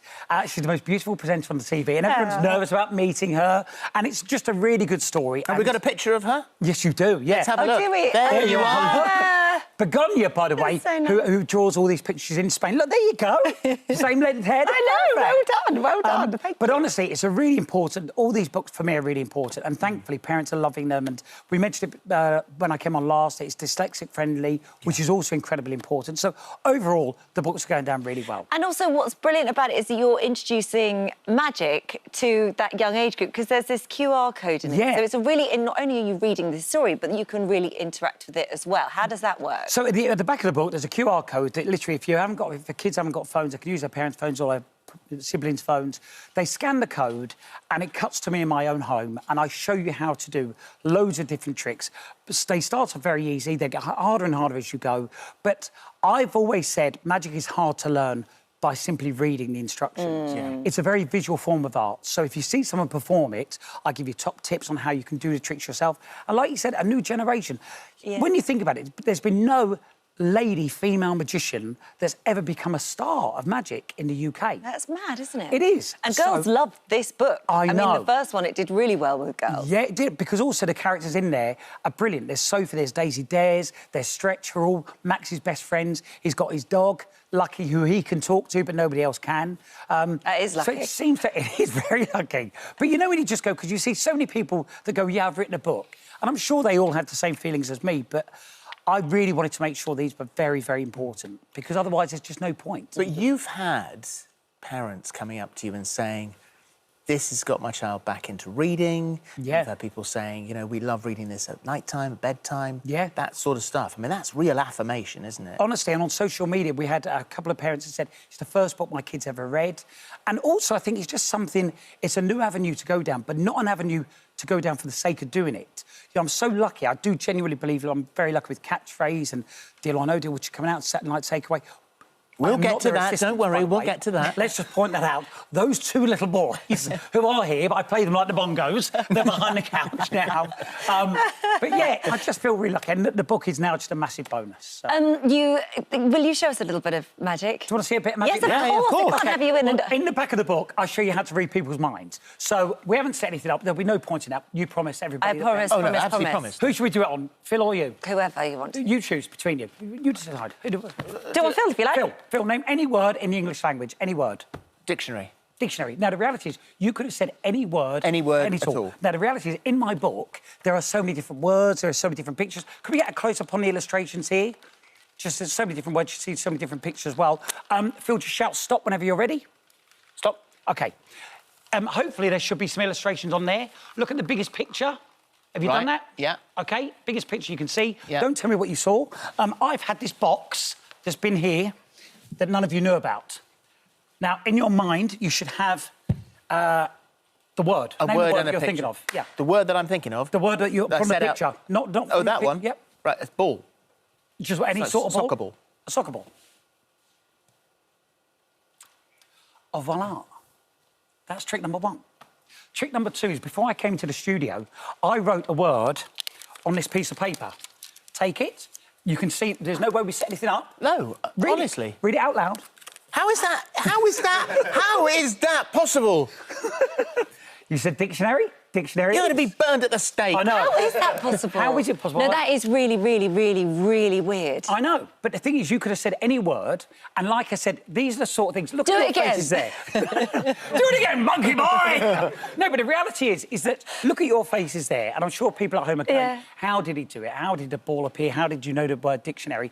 And this is why, as I said, at the back of the book, there's the QR code, and you can learn all these sort of tricks. They're not that hard to do. When we worked together, why didn't you do tricks like that on me instead of putting cling film across the toilet in my dressing room? Because that was funny. Well, it was not. It went a bit wrong nearly with Rachel Stevens there, didn't it? Yes, so what happened was, so Holly and I shared a dressing room on Saturday morning Kids TV, and sometimes one of us would get gunged every week. We had Rachel Stevens on the show, and the Saturday fell on April Fool's Day. And in the shower, you could unscrew the shower head. So I unscrewed it, knowing that Holly was going to get gunged that Saturday. So nice. And I So filled nice, it with coffee granules and screwed it back on. It's a great joke, though, because once somebody goes in the shower and they get covered in coffee, it takes a couple of days to get rid of that smell.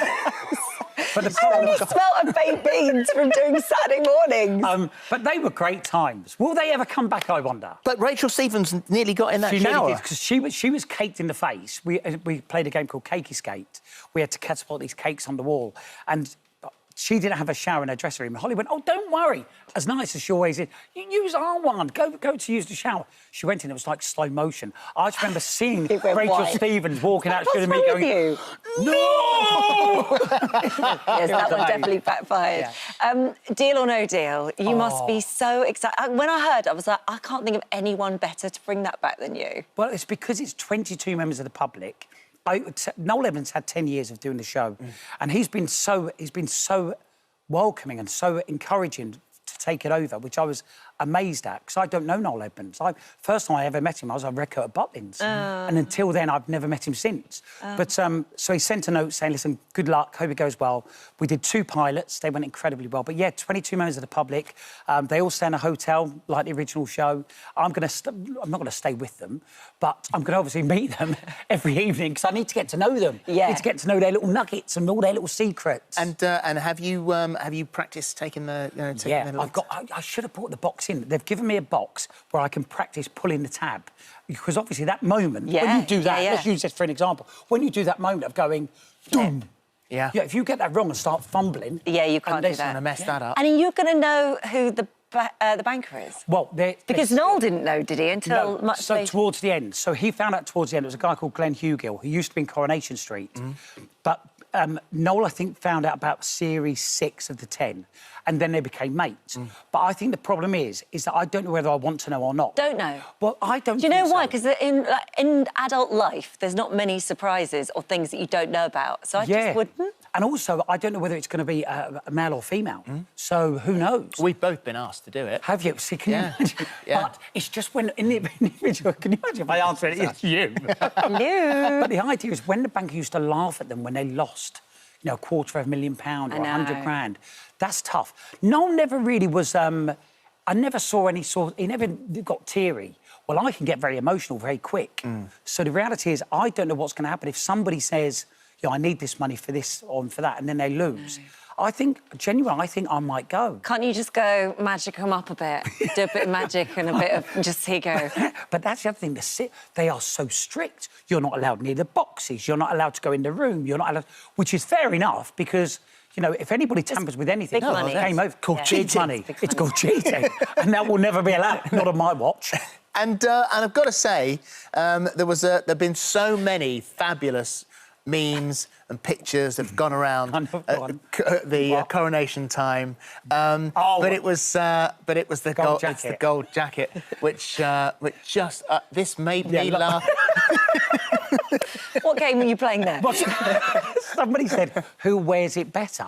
Well, he's the king, you know. So, but yeah, that made me laugh when I saw it. I had to retweet it. I was like, "Oh my goodness!" Yeah. But it's amazing how quick people are. I know. What an amazing day that was. Yeah, superb. Wasn't it incredible? Very Best special. day. Yeah, it's beautiful. It is so lovely to see you. It's always lovely to see you. That is again, and it was the last time you were on Mind-Boggling. I just don't have a clue.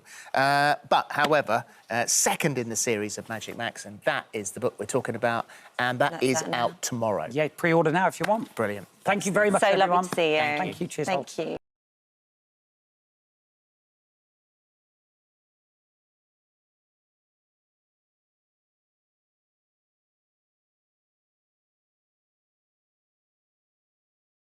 He's not judging a cha-cha-chas and foxtrots in the Strictly Ballroom. Craig Revel-Horwood is busy showing off his own moves. He's putting on his high heels to make sure the orphans have a hard knock life as the formidable Miss Hannigan in the new touring stage production of Annie.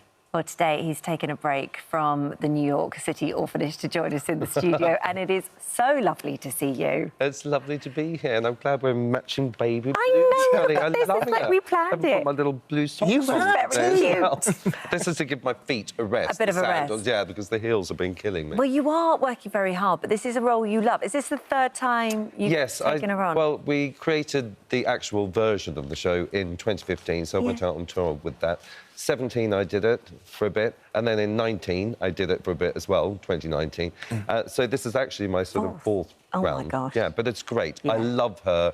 I love the fact that she's drunk or hungover in every single scene. Yeah. I love the fact that she's wants love and she's completely misunderstood. Yes, she's a villain, but I love her for that. Well, she is such an incredible character. I mean, it was, what is it, Broadway, 1977 when Yeah, that's first right. And then started. Carol Burnett did the movie, of course, which was iconic. So you good. know, but fantastic. I love it. So how does your sister feel when you say that your version of her is loosely based or very much very based? much based on my sister, mostly my drunk sister and Melanie. hungover? Yeah, because she's mostly drunk and hungover. No, but she's very funny when she's drunk, my sister. So I thought I'm going to try and make her a bit like that. And she's my only close reference to that. Right. Yeah, so it's a good one. And she's not going to be impressed. How many times have you said that out loud? I mean, assuming she knows well, this is all the of first time I've actually said it on television. Oh, so this is a world exclusive. gosh. I'll probably get sued by her now. Oh, my God. Do we need to say hello Morning, to her? Mel. Yeah, no, she's in Australia, darling. Is she? Oh, she it's won't fine. know then. And it's night time now. Don't tell Mel. Don't tell Don't Mel. hashtag don't tell Mel. How That will become a thing, you that know. will become a thing. The transformation is remarkable. You've always been very good at doing your own makeup Yeah, I love anyway. it. And you put out a time lapse to show people what goes into bringing Hannigan alive. Yeah, there's a lot. I mean, for a 7:30 show, I need to be in the theatre at 5 o'clock. It takes me 2.5 hours to actually get to the stage. Look at that corset. I know, Look the at your corset. body, yeah. though. You look Well, I mean, great. thank goodness for the corset, darling. I'm nearly 60, can you believe that? I was Oh, you're thinking, looking why am I amazing. doing this? And I keep reminding myself, you love it. Yeah, And I do. You know, when I'm on stage, it's... I don't know, becoming a different person. It's just fantastic. And plus, it's the only place in life you can feel really safe. I know that sounds weird, but as soon as you walk out the door, life is improvised. You never know what's going to be thrown your way. But as soon as you walk into the stage door, you know what's going to happen emotionally within the place. True. So it's great. Well, sometimes you don't know what's going to happen. That's so true. And you're sharing the role with wonderful Paul O'Grady. Yeah. And then suddenly, in a blink... Yeah, it was after Edinburgh. He said his goodbyes, saying how much he was enjoying doing it. He'd done a 2 weeks of the run. And, of course, we were to share the role out. And then suddenly, you know, we had the news that he'd passed, and no one could really believe it, because he said at Edinburgh, see you all in Southampton. And then when I turned up for my week, we then, of course, dedicated all the performances that week to Paul. It was a shock for the company, a shock for all of us, and we didn't sort of know what was going to happen. No, I bet. But we had to get on with the show, and as they say, the show must go on. Yeah. And we got on with it, but it was a really emotional Monday. My goodness, sure, I can imagine. it was just really hard to breathe. It was really hard to get through because we were just all in that state of panic and shock. He was, I mean, just an incredible performer in many, many ways, but on the stage, sort of just would really come alive. Well, he always said my Hannigan was glamorous and his was very downtrodden. You know, he was brilliant, absolutely brilliant, so funny, you know, and he used to mix the performances up a bit. You know, we'd get his foot stuck in a bucket one night. And, you know, he'd change it up. He was a brilliant comedian, fantastic. And wonderful man. Much loved and missed. Yeah. For you, I mean, this is, you were saying you've got your sandals on because you're giving your feet a bit of a rest. Yeah. I mean, it's the stiletto. It's a full-on dancing role. Yeah, it is. It's a full-on singing, full-on dancing, full-on acting. But I love that, and I have been dancing in heels for quite a while now. You know, since I know I learned to dance in heels, actually, for a show called Le Cage aux Folles. And that was the first time I'd really sort of stepped into drag and learned how to do the makeup and everything. And I remember the balls of all the dancers' feet were killing them. I mean, women are used to that, and you grow up with wearing the heels in that way. But the boys' bodies were not used to it. I mean, does it get painful at times, dancing like that all the time? You don't notice the pain until you come off stage. Right. There's something in your mind that switches it, and you really don't notice the pain until you get off. And then it's like taking a pair of clip-on earrings off. Oh, yeah, Your ears throb, and you just can't believe how much pain you're in, you know, at the end of the night. But I don't know whether you'd know that. Funnily enough, I can't think of any roles I've had to play where I had to do the clip-ons. No. Because that's the same for me when I take my Hannigan earrings off. I know exactly what you mean. Yeah, it's killer. I mean, the thing is that I didn't realise that, I mean, you've talked about it lots, your titanium hips. But that can be a product of being a dancer. Yes, of course it can. I think, you know, it's overuse of the joints. You know, it's like footballers as well. Tennis players have to have knees replaced a lot, and a lot of tennis players have to have hip replacements because of just the way you're using your body, constantly changing, you know. So, and it's grinding the bone down, basically, isn't it? So I'm glad for the operation because I'm still in service. You don't feel anything? You know, no, I don't feel any pain. I have lost my split, but at 60, I don't really need to be doing the split anymore, darling. But that was my party trick. I can imagine. You'll be going back to Strictly for a break. You'll need to sit down I can't wait after to all of sit this. down and hold paddles from 1 to 4, darling. It's going to be gorgeous. It is going to be gorgeous.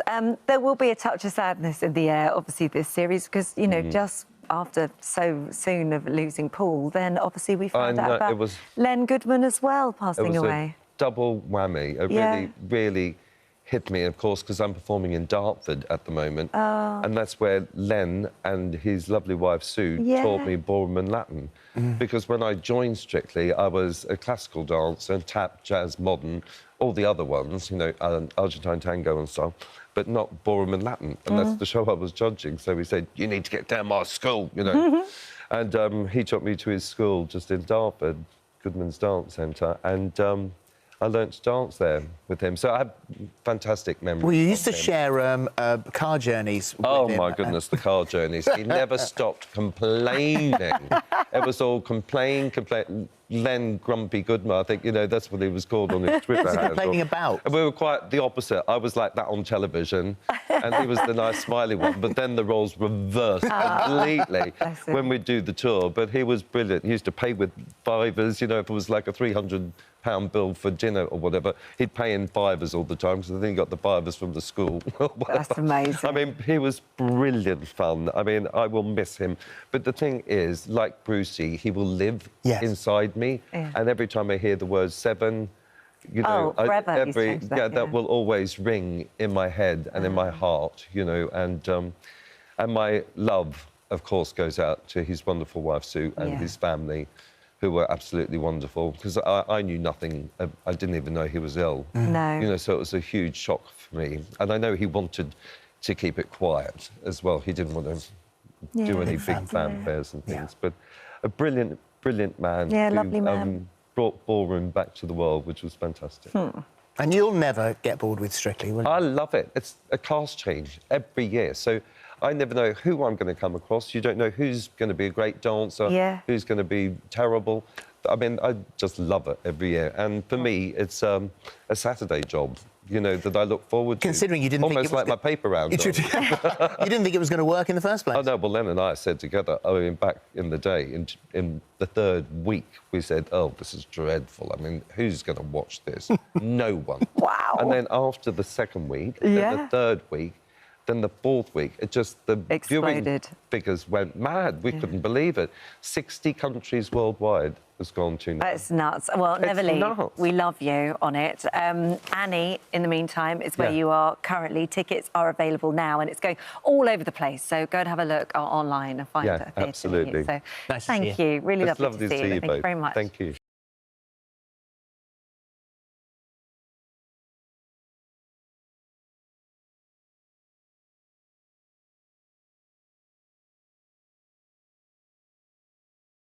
Our next guest is the billionaire business mogul with space rockets and private islands to his name. But Sir Richard Branson credits much of his success to his secret superpower, dyslexia. Well, as he continues his mission to prove that dyslexia is a strength and not a weakness, he's once again teaming up with the charity Made by Dyslexia. And we'll be talking with the charity's founder, Kate Griggs, in just a moment. But first, though, Sir Richard joins us now, live from his beautiful home in Necker Island, in the British Virgin Islands. Oh, look at Lovely to see you. Thank you very much indeed, once again, for talking to us. There will be families today, or around today, who will have that diagnosis within them, saying your child is dyslexic, or finally someone will have the diagnosis that they've been looking for. You were diagnosed in your 20s. Today they may be worried about what the future holds, and you say it's your superpower. I really do think it is your superpower. I mean, I have a grandchild who's dyslexic, and he's proud of the fact that he is dyslexic, because dyslexic people, you know, they may struggle a little bit with some conventional schooling, like, you know, reading and writing, but you know, they do have superpowers. They are more creative, and I think if they can follow their dreams, they can go great places in life. And if you look at the history of people who have created great things in the world, many of them are dyslexic. So I think, you know, the important thing is to embrace your dyslexia and celebrate it, and that's what I try to get parents and kids to do. Well, you are very proud to be a dyslexic thinker. I feel exactly the same way. But you didn't always feel like that, because when you were in education, when you were back at school, you thought about it very differently, or at least other people around you did. Well, in those days, the word dyslexia didn't exist, because I'm old enough to have been around before it. So people just thought, you know, I wasn't any good at school, and that's why I had to leave school at 15 and to try to, you know, start a magazine, which was quite strange for a dyslexic person to do. But because I was dyslexic, I was great at delegating. I was great at getting a great team of people around me. I knew what I was good at, and I followed my own personal passions, and I found other people to help me with the things that I wasn't good at. And of course, today, you've got things like AI, so that dyslexics don't need to worry about the fact that they're running a magazine and they can't, spell properly or write properly. They can get AI to help them out. So it's quite a powerful combination for businesses to have, people who have their dyslexic strengths alongside some of the modern day technology that's emerged. We're going to we'll talk about the AI in just a second. What I was interested in also is that there was a 2019 survey. 40% of top-earning CEOs are dyslexic. You say this is not a coincidence. It's not. I think if you struggle at school at some particular area, your brain is going to compensate by by exceeding the areas that you're good at, and of course schools really have been built just to sort of teach people the basics and teach everybody the same. And dyslexics will ultimately reject that, and they'll go out into the world, and they will be creators. And I mean, for instance, if I may, I was running a magazine. If I'd asked something like AI to decide, what I should do next, it wouldn't have said, start an airline or build a space company, or try to transform Britain's rail network, or build a cruise company. But as a dyslexic, I'm inquisitive. I love to learn. I want to create new things that I can be proud of, and that applies to a lot of dyslexics. Well, Richard, you've been working very closely with the charity Made by Dyslexia, and Kate is the founder of that charity. She's here now. Kate, your own experience with this, you yourself are dyslexic. The reason why you set this all up in the first place was because your son was also diagnosed with dyslexia, and you thought his situation at school would be very different, being that sort of next generation. But things hadn't changed that much, had they? No, they hadn't. And I had a terrible start at school, but then I was sent to a school that not only gave the extra teaching support I needed for my challenges, but also really focused on strengths. So I was very surprised that nothing had changed when my son started school 30 or so years later. So our mission as a charity is to create free resources, free training, so every single school knows how to spot and support dyslexia. And the campaign we're talking about today is for the workplace as well. We're creating free tools for the workplace with LinkedIn Learning, so every workplace can untap dyslexic thinking as well, because dyslexia is not a disability and a difficulty. It is a really brilliant way of thinking. We just need to support the challenges we have, which is what technology is doing. So we're at a really pivotal moment in time for dyslexics. Well, in your survey, only 16% of dyslexics feel supported in the workplace. And so now, as Holly said, you guys are working together.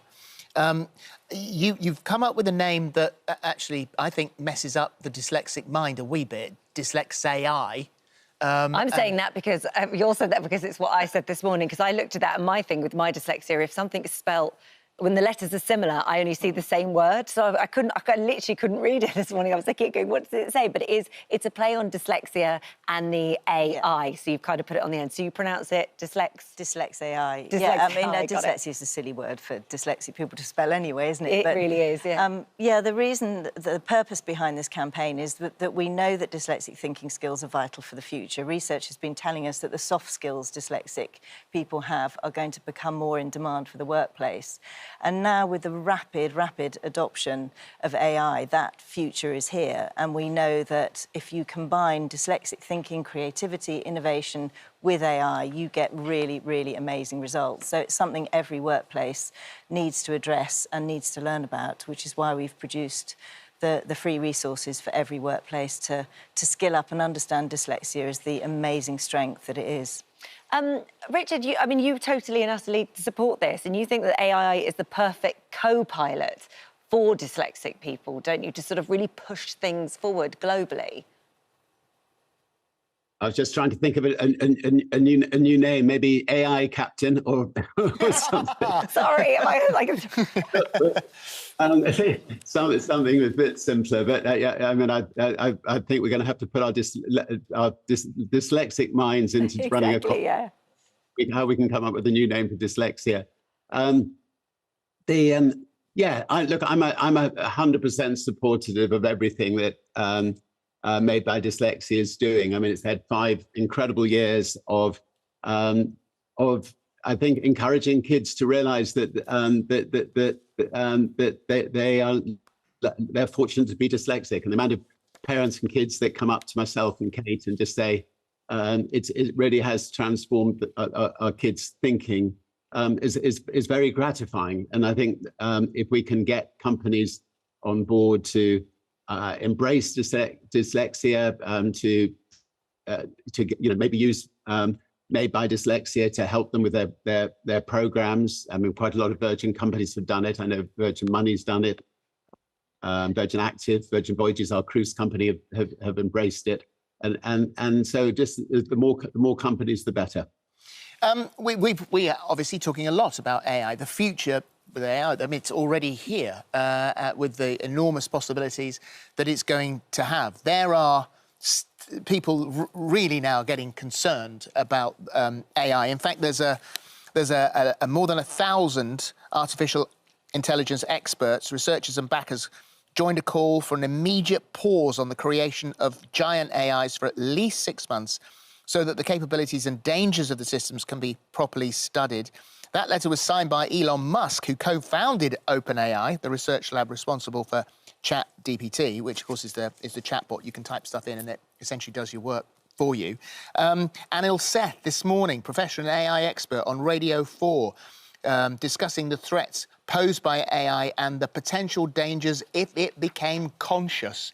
So should we pause our research and work with AI until we understand what it is we're creating?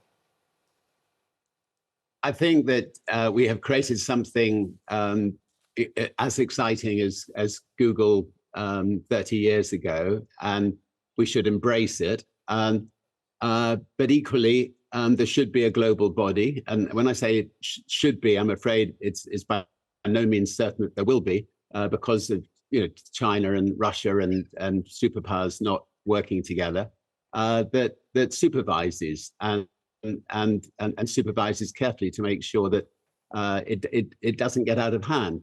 But in the meantime, I don't think we can pause or hold it up, because China, Russia will not be pausing. So what I personally would urge is that there is a global body created to monitor it and make sure that the best of AI comes out, and that no negatives spin out from it. And does the thought of negatives potentially spinning off from it scare you in any way? Look, I think at the beginning of all new technologies, people have been scared about the negative effects, and they've definitely, there've been negative effects about the internet, but there've also been an enormous amount of positive effects. So I think we just have to police ourselves properly, and we may need a body. In fact, in this case, I expect we do need a body to try to police the world, to make sure that it doesn't get out of hand. I mean, nuclear weapons are very, very dangerous things, and they need to. The world needs to police them as best they can. The same applies to AI.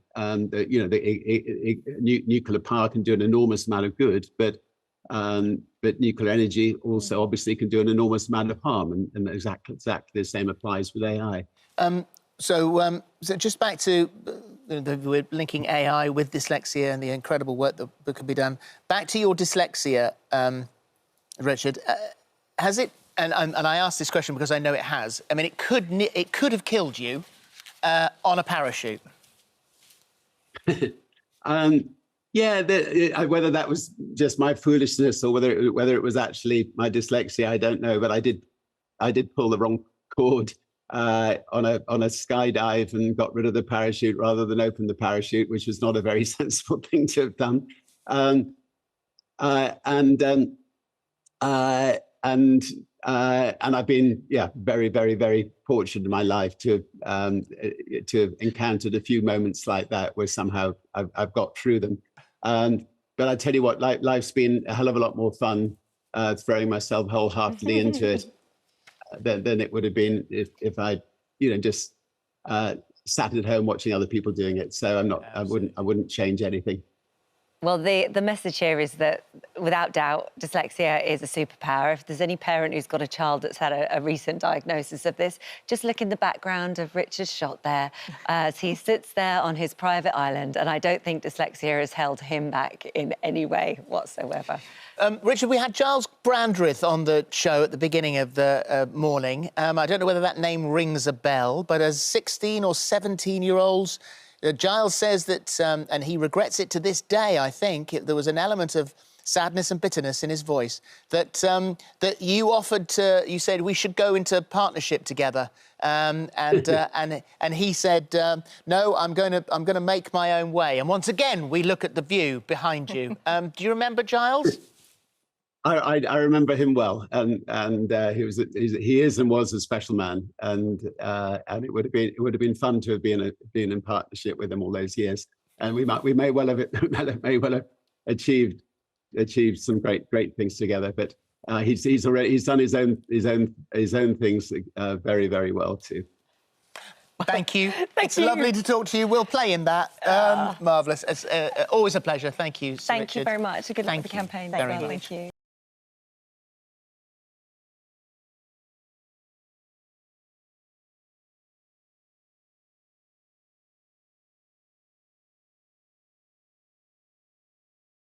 He's been waking you up each morning, whether on the TV or the radio, for about 3 decades. Sorry about that. But once breakfast is over, Chris Evans is an unstoppable force and has raised millions of pounds for charities close to his heart. Well, he joins us now, fresh from completing his 9th London Marathon. Well, I wasn't counting, but Lucy, your amazing new producer, she told me on the phone yesterday. So that means we have to do next year. Now, for many people, and Juliet and David are part of our team, I don't know how either of them are today. Not seen Juliet around this morning.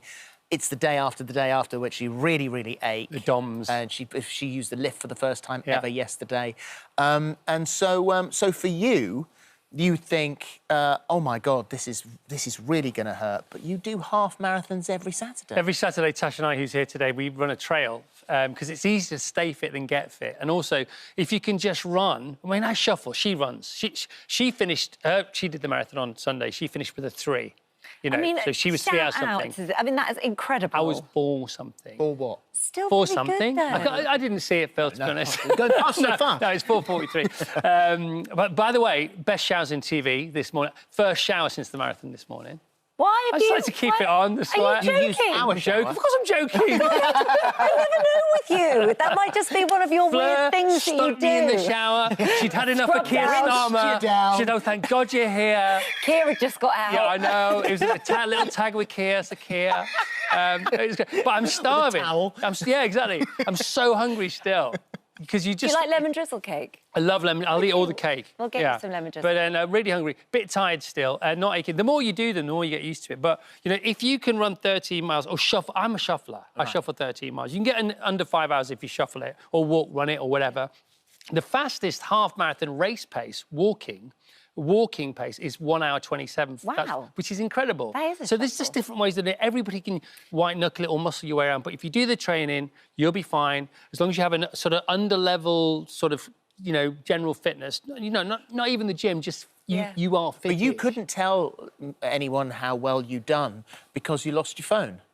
Well, I lost my phone in the pub. Because it's very essential to have a debrief, Philip. But guess what? Somebody found my phone yesterday and handed it in. It's nice, isn't it? There are good people out there. Yeah, it's very good. While you're here, Yes. can we talk about Carfest? Because Yes, I know yes, this is running is a passion of yours, but this is your big baby, isn't it? Yeah, it's my big baby. I mean, other people tend the baby for most of the year. So Anjana and Neil and the Carfest team sort the baby out, and they're pretty good at it. It's our 21st Carfest, so 21 Carfest, 21 stages, 21 bands. Come and join us. 7 charities, including your 2 charities. We're going to divvy up some to you 2 again, if that's all right. I'm sure you won't mind. But that's very, very kind, yeah. We have the 25th to the 26th, 27th of August. 24th if you want to come early. We've got amazing guests. It's 19 quid for a kid for the whole day. That's the 7 festivals: Spa Fest, Car Fest, Guitar Fest, the BBC Saturday Kitchen team. You got the wellness stage as well. You got Adventure Fest. You got Kids Fest. You got the comedy. Rob Brydon comes with his family. He's staying with us. Oh, Ben Miller comes with his family. Lee Mack's coming with his family this year. And they all do a turn or two. Try and stop them sometimes. Yeah, I bet. Jimmy Carr's coming again. He had a great time last year. Russell and Laura Brand come. They interview each other. It's hilarious. Friday night, we got the music kicking in. On Friday night, we've got McFly. We've got 7 bands tonight. McFly starring on Friday along with other bands. Then we have the supergroup who are The Feeling on Friday night. Rob Brydon sings with The Feeling. Really? Ricky Wilson from Carnes Chief sing with The Feeling. If you two come, you can sing with The Feeling. I'm in. On Saturday, we got Rick Astley and Craig David, amongst others. On Sunday, Texas are going to finish off with the supergroup, the girls' supergroup on Sunday night, and Texas, and also the actual Village People. The actual Village People. Actual one. Yes, they're coming over. We're going to YMCA it right up. We're going to go west. We're going to go east. Hopefully, we're going to go north, but hopefully we just don't go south.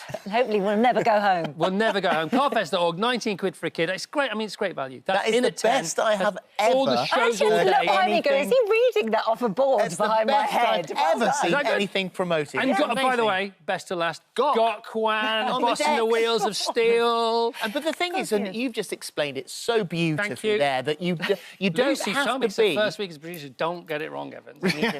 You don't have to be a petrol head. You don't have to be into cars. No, not at all. I mean, it's called Car Fest because we snuck it under the radar. You know this. Told you the story before. It was originally Family Fest, the first one we ever did. In Richard and Judy's garden. In Richard and Judy's garden. And now, apparently, you two have been doing this show for longer than Richard and Judy have been married. Have we? Which is incredible. Have we? Yeah, it's like 100 years or something. It's Are you making this up as well? I am. Making it I'm up, on a making roll. it up. I'm delirious. When you had us I've been for a up since second. 4 o'clock. I'm crazy. You had us for a Oh, God, I'm second. just falling. You tell me anything, I'll believe it, and then I'll say it as fact 3 months down the line. Carfest.org, please go there, please go there, Yes, please go there. that's where you get all your tickets Yeah, from. and the team are really excited. £24 million. Over 24 million quid now. 15% of all ticket prices go to charity, and every penny we ever make in profit goes to... And also, we do these associated auctions, which you give us prizes for, and that all goes in the pot. How much do you think so far you've made? So just over 20. I checked on the way in with Angela. It's over 24 million. And I said, is it 25? She said, no, but it will be by the end of this one. Probably 26.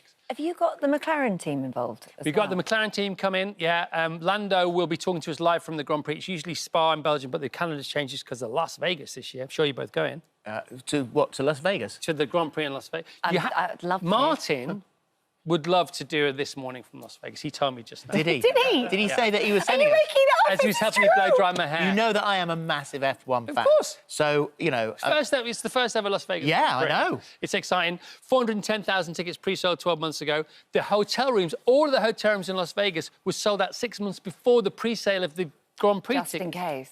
That's mad. No, off the charts. Off the charts. Wow. Brad Pitt's making the new Formula One film. You know this? I'd heard about and it. so he's been given special permission to drive in the parade. Yeah, there lap. were pictures of him the other day in the paper. That's how I knew about it. With the festival, the location of it's pretty special as Very well, isn't it? special. Lovestoke Park, Jody Schechter's farm, organic farm. Jody Schechter, 1979 Ferrari F1 world champion. He's there. He brings his cars. Celebrating Porsche 911's anniversary this year. We've got a big Le Mans anniversary this year.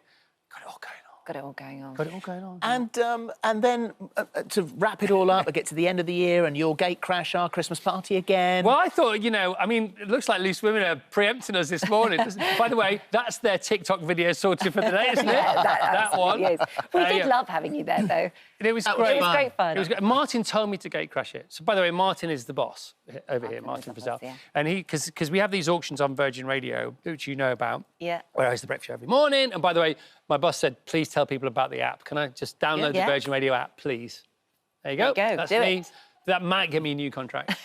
We shall see. But no, that was awesome. That was really funny. That was for me when I saw that, because you filmed it, didn't you? Yeah. So I said to all the bidders, don't film it. This is a private This Morning thing. The fact that it is in, and it feels like and he puts it on Instagram straight away. So that was hilarious the next day. Then we simulcast. Yeah. You two haven't looked like you hadn't been home, or you hadn't been home. No, You I hadn't been home. had. I was quite well behaved, actually. Second funniest thing for me ever on This Morning, other than the day that... Is it there? There's Alison. Still watching them all going. That is funny, isn't it? Go on. My second favourite moment, second only to when Barry Humphries, bless him, sat here and said to to Dermot. Well done for coming out. So brave. That was amazing. And the best laugh on TV, Alison's laugh. Yeah. Let loose. And she's probably still laughing at that now. I imagine that. I mean, she's my ringtone, her laughter. She's the best. By the way, but how good does she smell? Oh, she smells amazing. Smells amazing. She's also one of the world's best huggers. Yeah, I know. I agree. I'm not sure I've noticed that she smells amazing to the extent that I mention it, and then one of my best mates bought me her perfume for Christmas. No way. You could smell like Alison. No, but my bedroom does. You know what? We share a dressing room downstairs, and her perfume's on the side. By the way, can I also say the annals of this? You know, I love this show so much, right? The annals of this show, you know, in the basement. It is the best smelling show as well. Is it? Yeah, and the smell changes as you get towards Loose Women. No, it does. It's sweeter. No, it doesn't. It actually, sweeter. no, it's equally as nice. But it is. It has. Loose Women have their smell. This morning has. Do you think it's doing the marathon? So well. Your senses are raised.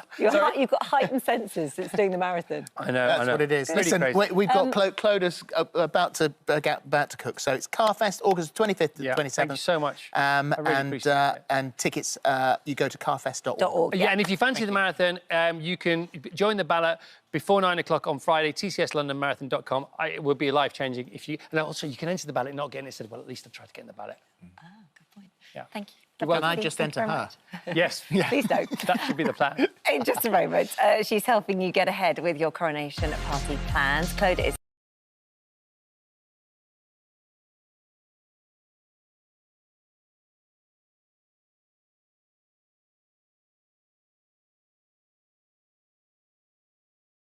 To that sweet jazz piano as he releases his brand new record, Plays Well With Others. Let's find out if he plays well with others right now. How are you? I'm good. How are you? You've surprised me with your... I like your tone. You know, you two are so great. And you know, you surprised me with your tone. It's so kind of intimate. Wow. And pillow talk. Usually, you come on these shows and they're, so here we're back, and the guy... Chef, no one needs to be dragged out of bed right now, do they? Let's just calm it all down, right? I actually think it's Jeff that's causing that, 100%. that atmosphere. It's not necessarily us. Normally, we are over the top and crazy. Don't ruin it. This is fantastic. I think you've got a certain vibe to you where it just kind of brings it down. And we all just want to be, like, vibing with you. I want to be Jeff. Chilling. I want to cross my legs like you, Jeff. Well, Dr. Hammond, you are fantastic. Hey, let me see here. I just noticed your fingernails. Wait a minute. What's going on? What's going on with this one here? Oh, that's the one with a little bit of juice on it. Yeah. A juice? Yeah, What do you put there, Al? You've got to have some juice going on in your nails. You can't just have dry nails. You've got to have a bit of juice. Do you know what I mean? You look fantastic. Thank you. It's lovely to see you. It's so lovely to see you both. Thank you for doing this. Pleasure. Oh, you're more than welcome. Tell us about jazz. When did you fall in love with it? When I was a kid, you know, and I keep falling in love more with it every day. You heard a little bit of our rehearsal. Wait till you see Mathilde Brown is singing that song that you were singing before. You sing very, very well. And, of course, Kenny Elliott is on drums, Alex Frank on the bass, John Story, Joe Bagg, and the two saxophone players, James King and Scott Gilman. Yeah. That's our band. And then we've got other singers on that record that you have there. Yeah. Kelly Clarkson sings... I can't believe you actually got Kelly by going on her show, right? Well, I know. I went on the show. I was promoting one of those dinosaur movies, the last Jurassic World Dominion, and I said, hey, you want to do a song on our next record? Did she just feel collared and like, oh, I'm going to have to do it now? Jeff's asked me. Well, I hope if not. you said that to me, I didn't want. I'd be like, I'm in there. Yeah. I never want to do that. Although hearing you guys before just singing, have you released anything? We might be a rarefied B-side or something like that. We're B-side at best. Well, speak for yourself. Listen, I'll tell you this now. If you want to have a little collaboration with me and the D, you're more than welcome. We will do it. Well, where do we sign? Look at his face. Where do we sign? My ears. No, you're all right. Fantastic. I think we love our jazz over here, but it's definitely more... I mean, I remember I heard that great line in a movie once where it said, jazz is the last great American art form. There's something about the DNA in America that jazz is sort of imbued in it, isn't it? It's like a... It's a what? It's like imbued in the DNA in American jazz. Well, yeah, it's an incredible history. Did you see... Yeah, if you read about it and know about it, I'm just learning about it myself, but yes, the American story is about bringing everybody together, you know, and it's jazz, I think, from what I gather, is the result of a lot of mixing up of people and music, you know. What's it like to to play now. You're playing the Albert Hall over here. We played at Royal Albert Hall on Remembrance Day. It was fantastic, a great honor. And we played at Glastonbury. And wow. And, you know, Gregory Porter I played with. He's great. He was on our first album, and so was Miley Cyrus and Fiona Apple.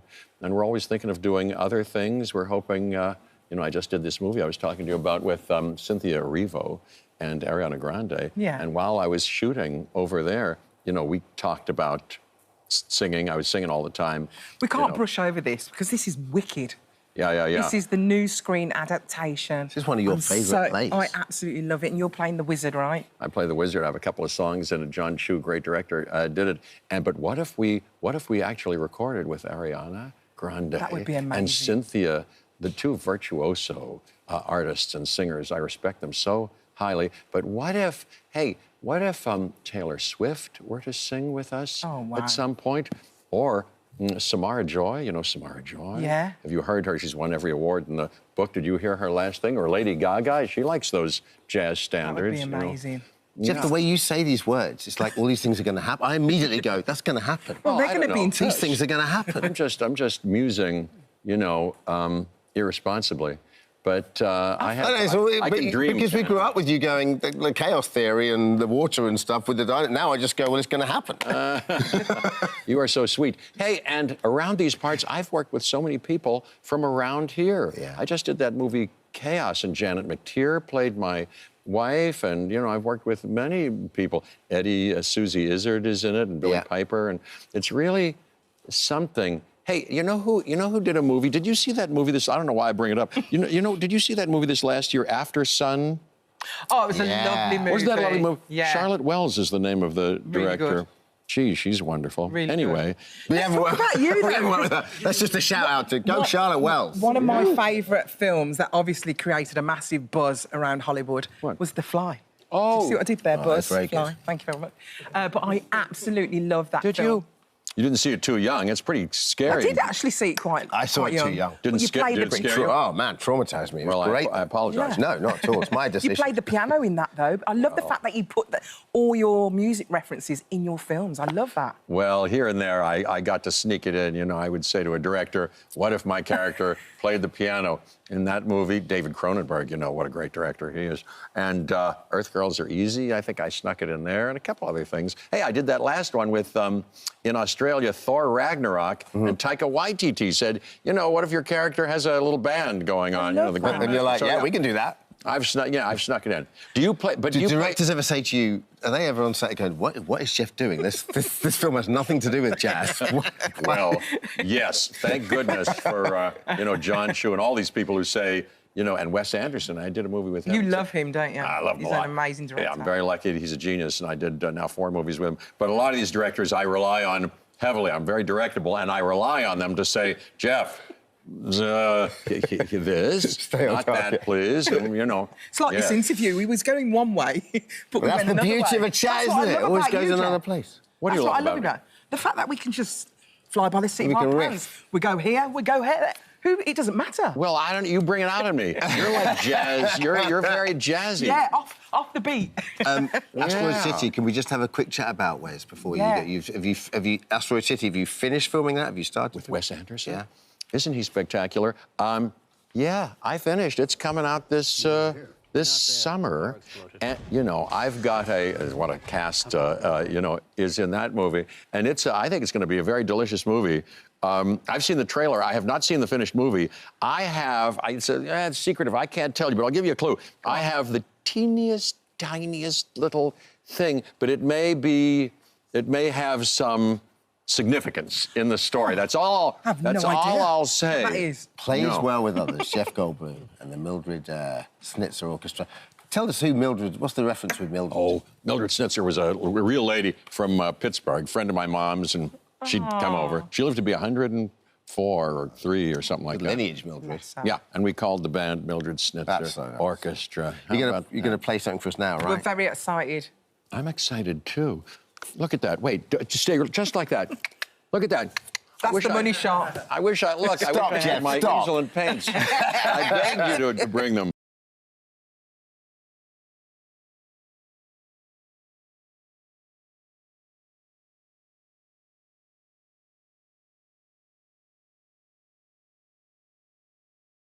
Paul joins us now. It's lovely to see you. As a 7-year-old, you were scared of the dark. And as a footballer, you always slept with the light on. Yeah, I always slept with the light on. It was funny because when I told my mum I was going in the show, she went, "You can't do that. You're scared of the dark." And then, so I put the phone down and then I rang my sisters. They both said the same thing. And I'm thinking, am I doing the right thing? Yeah, because obviously not just that, the claustrophobic as well, but the scared of the dark thing. I thought I'd be okay. And I did a test before I actually went in there, and there was a chair 5 yards away. It turned all the lights off, and I missed the chair and hit the camera. I went, oh, I'm in trouble, yeah, but some experience. Oh. So at what point do you go, OK, as Phil said, I'm scared of the dark. I have been since a little one. I sleep with the telly on. I like, because for me, this is literally, like, terrifying. I'm the person also that sleeps with the telly on. At what point do you go, OK, let's go and sit in the dark and live there for 8 days? As a footballer, you know, my room with another footballer, no one would stay with me because I have the Nintendo on, I have the TV on, and the light on. But, yeah, it was just... I think that it was when I went in there and I was quite confident. I thought, I'll be all right, yeah. And I said to Danny, I said, well, are we going to be all right there? And he went, I'm not going in. And then all of a sudden he showed us their items and he went sort of like, this is good light. That was it, the lights went off. This is Danny Dyer, who you thought was going in. Yeah, thought, oh, that's great, you're really good mates. We're going together, that'll be fun. And then you find out he's the host of the show. Yeah, he's not going in. And he just showed us 5 items and he went, yeah, that's where you go. And then the lights went off. And I'm like, Danny, there's nothing.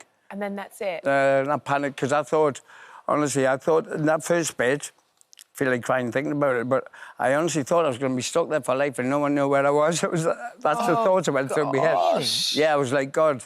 And then it was a bit, I says, I'm not moving anymore. And I sat down. I said, just count down, because there was a countdown.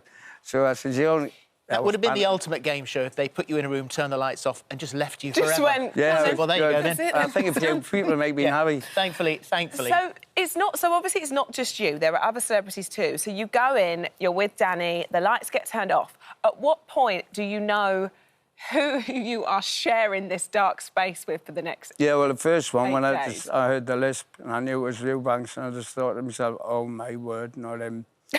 That was my first thought. And then I was like, then it was Chris, the blind Chris. He was fantastic. I think it wasn't for him, I might have left straight away. But he just walked around as if it was normal for him. He was incredible. So this is Chris Causland. Yeah, and I did an actor, comedian. Yeah. And has been completely blind. Leads an amazing fulfilled He's life. incredible. But he knew everything. What was going to happen. But what was interesting was how he was aware spatially, whereas you guys were all... No, he was fantastic. I mean, there was a bit where I had to go to the booth, and I was like 8 yards away from him, and I'm hitting some cameras. And I didn't know where he was. He went, oh, Paul, just go to the left, another 2 doors. Wow. He knew exactly where I was. And I was like, wow. But I dropped myself in because I was sitting next to him. And I went, Chris, do you remember watching this movie about something? And he went, guys, I'm blind. I went, oh, that's the start of it. And I thought, oh, God almighty. So that was incredible. He was fantastic. Easy done. But I was fortunate because I was in a group of great people, great celebrities, you know. So it was after a couple of days I got into my own and become Gaza. And you were... that's when you started having fun? Yeah, big fun, yeah. And what sort of fun? Well, I put breadcrumbs in the beds. I was throwing cheese at people. I was pulling their hairs and pretending it wasn't me. I got to the stage where, like, the last couple of days was like, Gaza away, I wanted to know where I was, but I was up for mischief, and I did a couple of pranks. And that's why I'm dreading the premiere tonight, and I'm dreading it because they're going to know what I'm up to, like, order, like, boiled eggs, and I've stole all the boiled eggs, put them in my dressing gown, so they couldn't have any... But you'd forgotten that you'd stolen the boiled eggs. When I got home, I put my dressing gown on, I thought something in my pocket. I had, like, 3 boiled eggs in my pocket. I'm like... But that smelled nice. No. God. Has it, do you think, now, because you've spent... And you win a challenge, you get time in the light, and you actually thought, well, I'd like to stay in the dark because I know I've got to go back there anyway. Yeah. But do you think, for you, or have you noticed since you did it, that your relationship with the dark has got better? Yeah, a lot better. Yeah, I didn't feel his fear as much. The claustrophobic's a lot better, because I'm claustrophobic as well, but it was that first couple of hours, it was really horrific. I really wanted... I don't know how I lasted, but then Chris showed us to my bed, and that was where my bed, and he knew exactly his stuff, and then we got, like, tracksuits with our names on, and in my own little dressing bit, and I started mixing the tracksuits for them. So it'd be like, Chris, you've got Max's top on, and it was me that was mixing about. So this premiere, they're all going to see what I was up to. So you got comfortable then to be out, you know, to be your normal self, as you say, pranking and getting really involved. Did you enjoy everyone's company? I know you said that you and Eubank didn't really see eye to eye. Well, I'm just used to him, you know. I mean, like I said, I thought he was born with a dictionary up his backside, but there was a bit when I went to the men's toilet and I could hear Scarlett Moffat. I went, Scarlett, and she screamed. She went, oh, I'm in the men's. So I took her back. I said, come on, I'll show you the girls. And I took her out, spun her around and put her back in the men's. So that means that even then you'd got more spatially aware as to... Yeah, definitely. I have to have a few cuts on my shins and walking into stuff. Yeah. Yeah. What were the challenges? What did you have to do? Well, I got blown up. I got electric. We had to stand on something. We got electric. We got all these wires on. If you stood on a little box, so I got blown up. Then there was the one if you got hit loads of times by a cannon, and Max was fighting at us, and one went past me and I went, no, put it down, because if you got hit more, you got to win a challenge, a present or something. So I went, oh, a little bit lower, and it went past me. I went, no, you got lower. And then the last one hit me where it shouldn't have hit me in my private. So I went, that's a good shot. Yeah. So I had 3 balls down there. Oops, sorry. So but then there was a bit where we ordered food, one of the child ordered food, and Scarlett Moffat, she ordered like a hot curry, king prawn hot curry, and I had medium. So see, when I think I've got medium, I said, so I ate all the prawns, and when I think I've got hot, she went, that's my dish, but I ate all the prawns, give her that dish. And I took mine with all my prawns. She went, yeah, I've got no prawns in mine. I went, neither have I, but I did have. So she's going to see that. Did you find that it helped that you were obviously joking around, which is, you know, lovely. That breaks the monotony for sure. And about joking around in the dark would be quite tricky. However, did you find that people gelled, or did you just get on each other's nerves? I think it was. I mean, when you look at it now afterwards, it's quite a small place, but you think it was massive. But yeah, gelled. Everyone started gelling really well, you know, which was quite fortunate. I said that when I was actually in there. I says, you know what? I think it was 2 days ago, and I said, it's incredible. There's been no arguments. Everyone stuck together. That's nice. I think because people were so scared that they didn't want to argue with anyone because you needed it. Somebody. You probably want to make a friend, don't you? You don't want to alienate anybody. And then the 3 girls, the 2 girls, my heads were next to 2 girls. Their snoring was horrific. Scarlett Moffat and Donna's, wow. Snoring? Incredible, Oh, yeah. but hold on. Yeah. Yeah, but hold on. Hang on. You are actually accusing someone of snoring loudly. Yeah. What was your nickname? I was just about to Yeah, say. Gasser. Yeah, it's Danny, that. I did the thing. My name used to be Gasser, but now it's called Gasser. Danny, you're a liar. And then drop it like a fart. I was doing that. But Katie, my manager, did the video of it. It's quite funny. So explain why your nickname was Gasser? Well, I was supposed to be trumping a lot in there, and I think it was Moffat.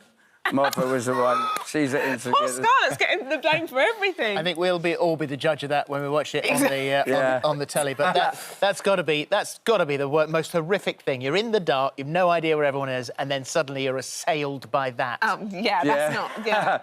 But the other people that watch other reality shows, they know exactly what's happening. With this being the first one, and obviously me with the fears of the dark and claustrophobic and not knowing the unknown, that was horrific. But after 4 days, I really started pranking everything up. So they were going to see. So I'm going to get him relaxed. They're going to still be my friends.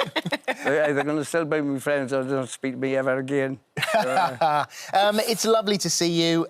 Scared of the Dark is tonight at 9 on Channel 4. Thank you. Yeah, thanks very much for having me on. Thank you very Brilliant. much. Cheers, a pleasure.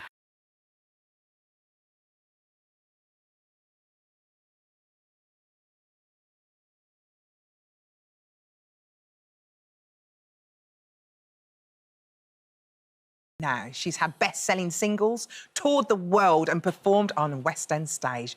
But what most people don't know is that Alexandra Burke has been battling with crippling symptoms of IBS for many years. Yeah, so we want to talk about it, and to mark IBS Awareness Month, she is here to share her story alongside Dr. Nigget, who's here with her advice. Good morning to both of you. Good morning. Congratulations are in order. Oh, thank you. New baby on the way. Oh, thank We're very excited for you. Thank you. And we're so happy that you're sharing this story as well and being so honest about it, because when did you first find out that you had symptoms? How long ago was it? Well, it was definitely years ago. I mean, I'm talking like early 20s, Really? where I didn't actually realise I was going through it. And the joke of it was like every time I had all these symptoms that would occur, I would always think it was anxiety or something else that triggered it.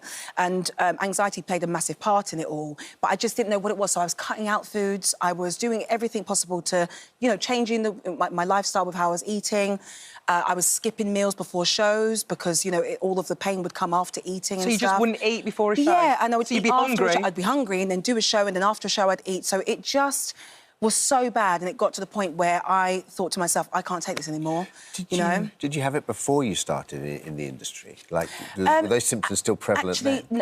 It actually started, like, early 20s, so just after X Factor, and you never know what triggers it. You never know what brings it on. You know, I never, ever experienced it beforehand.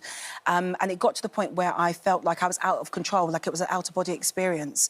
And it's something that I was too shy and too ashamed to speak about, which you shouldn't be, really. But it's it's a human condition, that, isn't it? Yeah. You don't want to share that. Exactly. And all those symptoms are things that you don't naturally just want to talk about. But here I am talking about it now, and I feel like it's a good time to talk about it because people are going through this every single day. Well, can you just tell me, because obviously there's loads of people out there, they might be going through that. What are the symptoms? What exactly are they? I mean, I was getting loads of cramps. Yeah. The constant use of constant feeling of wanting to go to the toilet. Just that the pain was the main thing after eating food. The cramping sensation is the biggest sign that you get after eating. And that for me was the worst one because I'd be on stage having to put a smile on my face and literally be in agony. Really? And while you oh my perform? Goodness, yes. If I ate a meal beforehand or whatever it was, it would literally just occur on stage and it would just happen and I wouldn't know what to do. But, you know, like they say, the show must go on. And did you think that was like a normal thing to do? Because the fact that you didn't go to the doctors for so long... years, yeah. What did you think everyone was going through this? Well, I just didn't talk about it. And I know it's such a taboo subject, which it doesn't need to be. I just didn't bring it up. And then finally, I went to my GP and she suggested this amazing product called Simprove. And then I started taking that and it's been my life-changing friend. And for me personally, it's just been... It's just changed everything, how I feel every single day. You know, there's so many different probiotics out there, but that was the one that worked for me. So before you started on the probiotic, what were you doing to try and alleviate it? And did anything else work? Okay, so I changed my fitness lifestyle. I was working out a lot more. Meditation was something that I took on.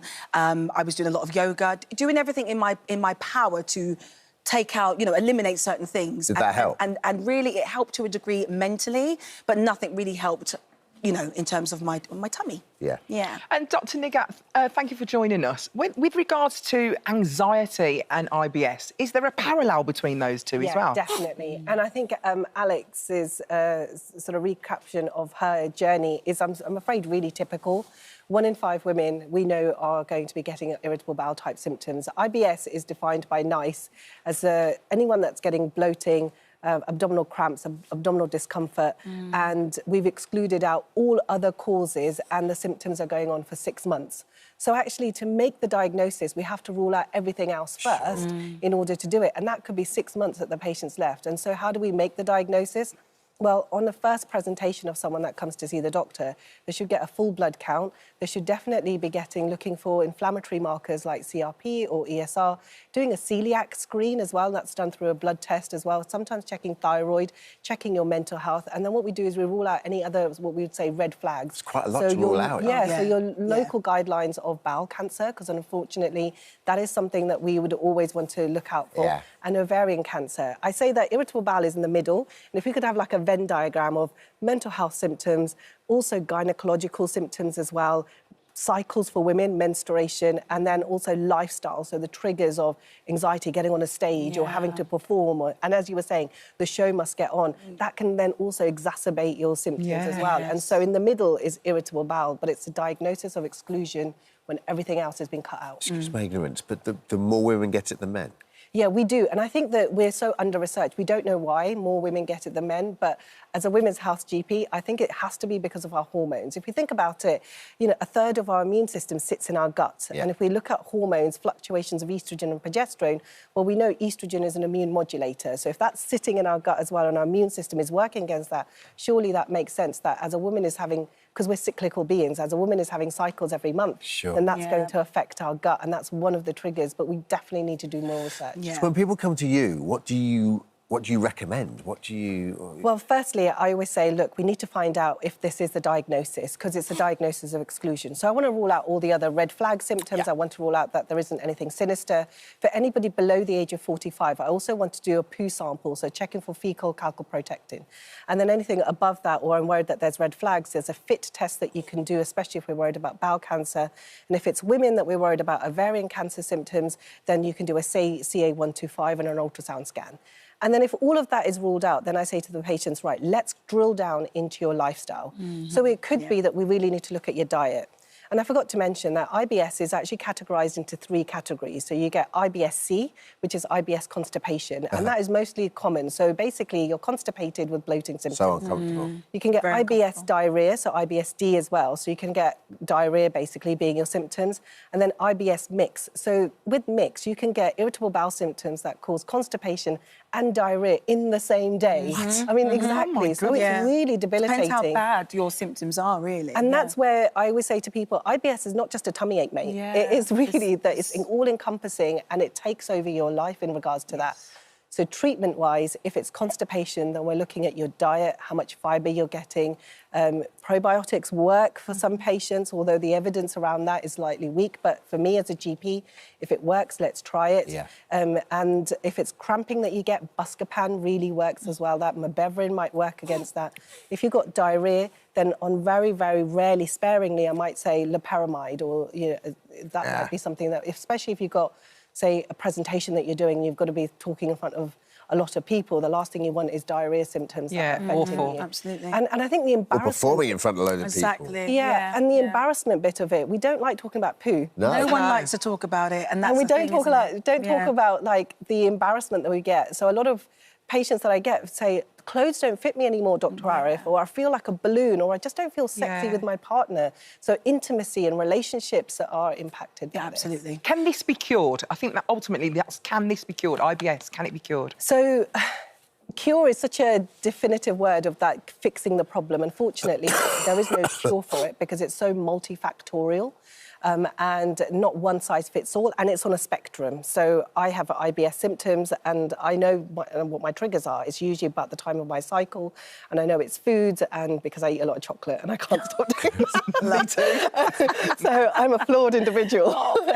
But I know that, so I can control all of that. And stress, unfortunately, is really hard to control. Stress was my stress trigger. is the biggest thing. So curing stress, as we know. How do you do that? How do you do that? Exactly, and that's it's why I so took meditation. multifactorial. And So glad. as women, we never put ourselves first. It's everybody else that has to be better before we put... Anyway, so we're so glad you're okay. Thank you're doing well. I just want to talk about it so that people can actually do something about it and don't suffer in silence at all. So thank you for having us. Thanks, Dr. Nigat. Thank you.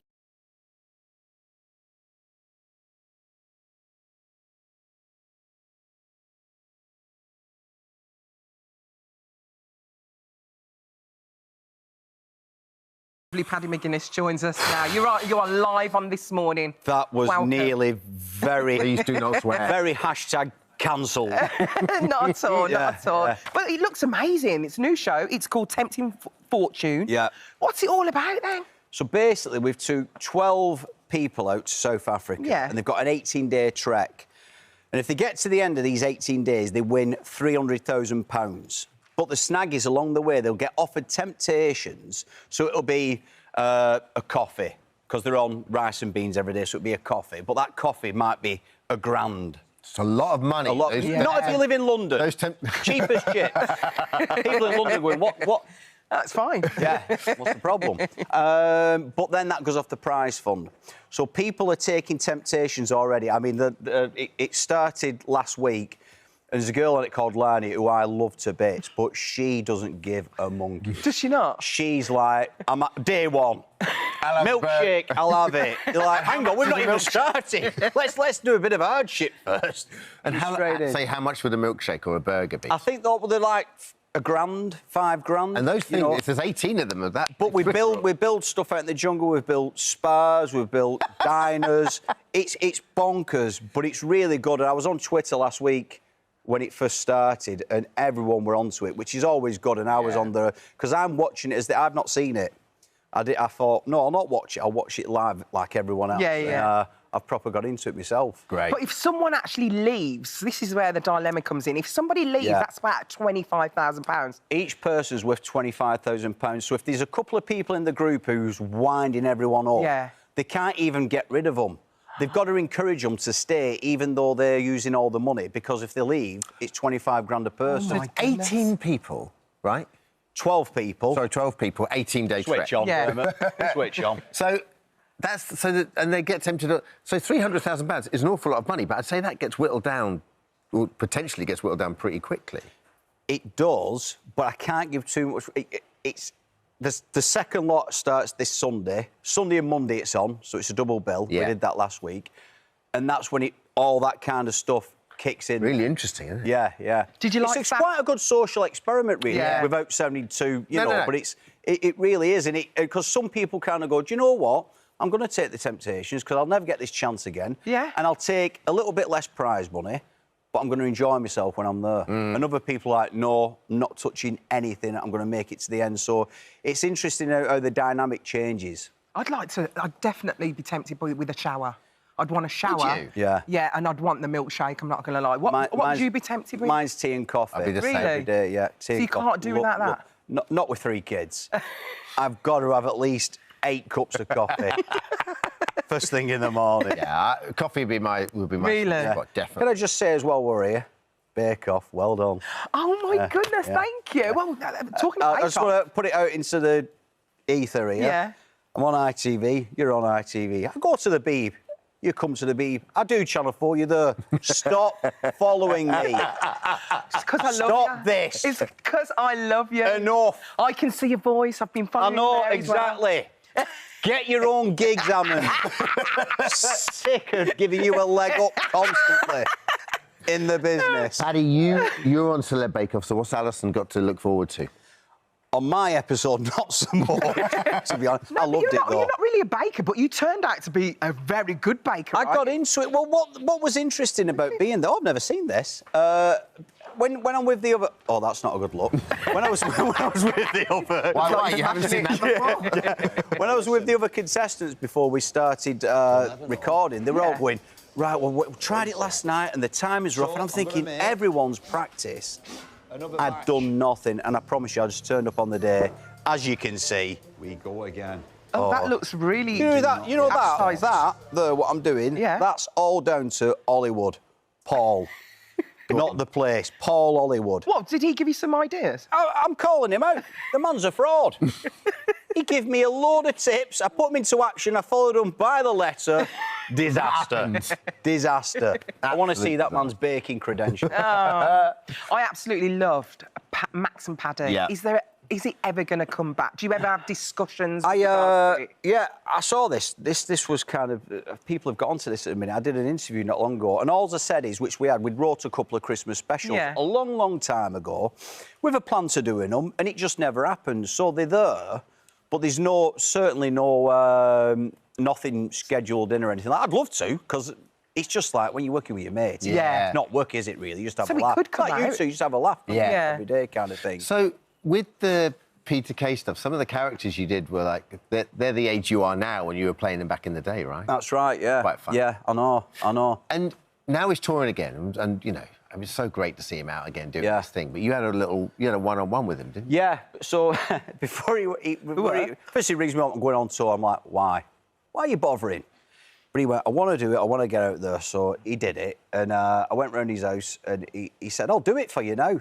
I'll do the actual acts. Just me and him, no one else. Really? And I know fans of his will be like, I'd give me a right hand for that. Me, not so much. I was like, I've just come round for a brew and, just a bit of a chat. So he gets up, slippers on, Georgia has the jogging pants, T-shirt. I'm like, oh, God. Does it all. And if you've seen the show, which, by the way, is amazing, the ending's unbelievable. But if you've seen the show live and you know the ending, imagine that being acted out in his front room. Just to you? Just to me, yeah. So I've seen it. So when everyone's going, have you been seeing it? I go, oh, I've seen it HD. Yeah, but apparently you're part of his jokes as well. Have you seen that bit? It'll not be the first time, won't be the last, Alison, let me tell you. No, I've not seen any of that. He kept that bit out, funny enough. Yeah. It must be good to see. I mean, you know, when you said, why would you do it? He's a live animal, isn't it? It's what he does. The thing is with Pete, he transcends stand-up and all that. When he does live shows, the demand and everything else, there's no one like him and there'll be no one after him. He's a one-off. But because I, you know, grew up with him and everything else, it's like if you got a mate, they're your mate, and I don't really see that side. I see the side when you sit down together and you're putting the world to rights and this, that, and the other, talking about what we ought to telly or whatever. Yeah. So I don't see that side, but it's I'm proud to sort of know him, you know what I mean, and see what he does. Listen, man, thank you. Tempting for continue. Well cut off, Dermot. Got Marty Pello downstairs. He's more important. On Channel 4. Marty Pello is coming up. Oh, he's there! There's the Pello! Come on, son. Yes!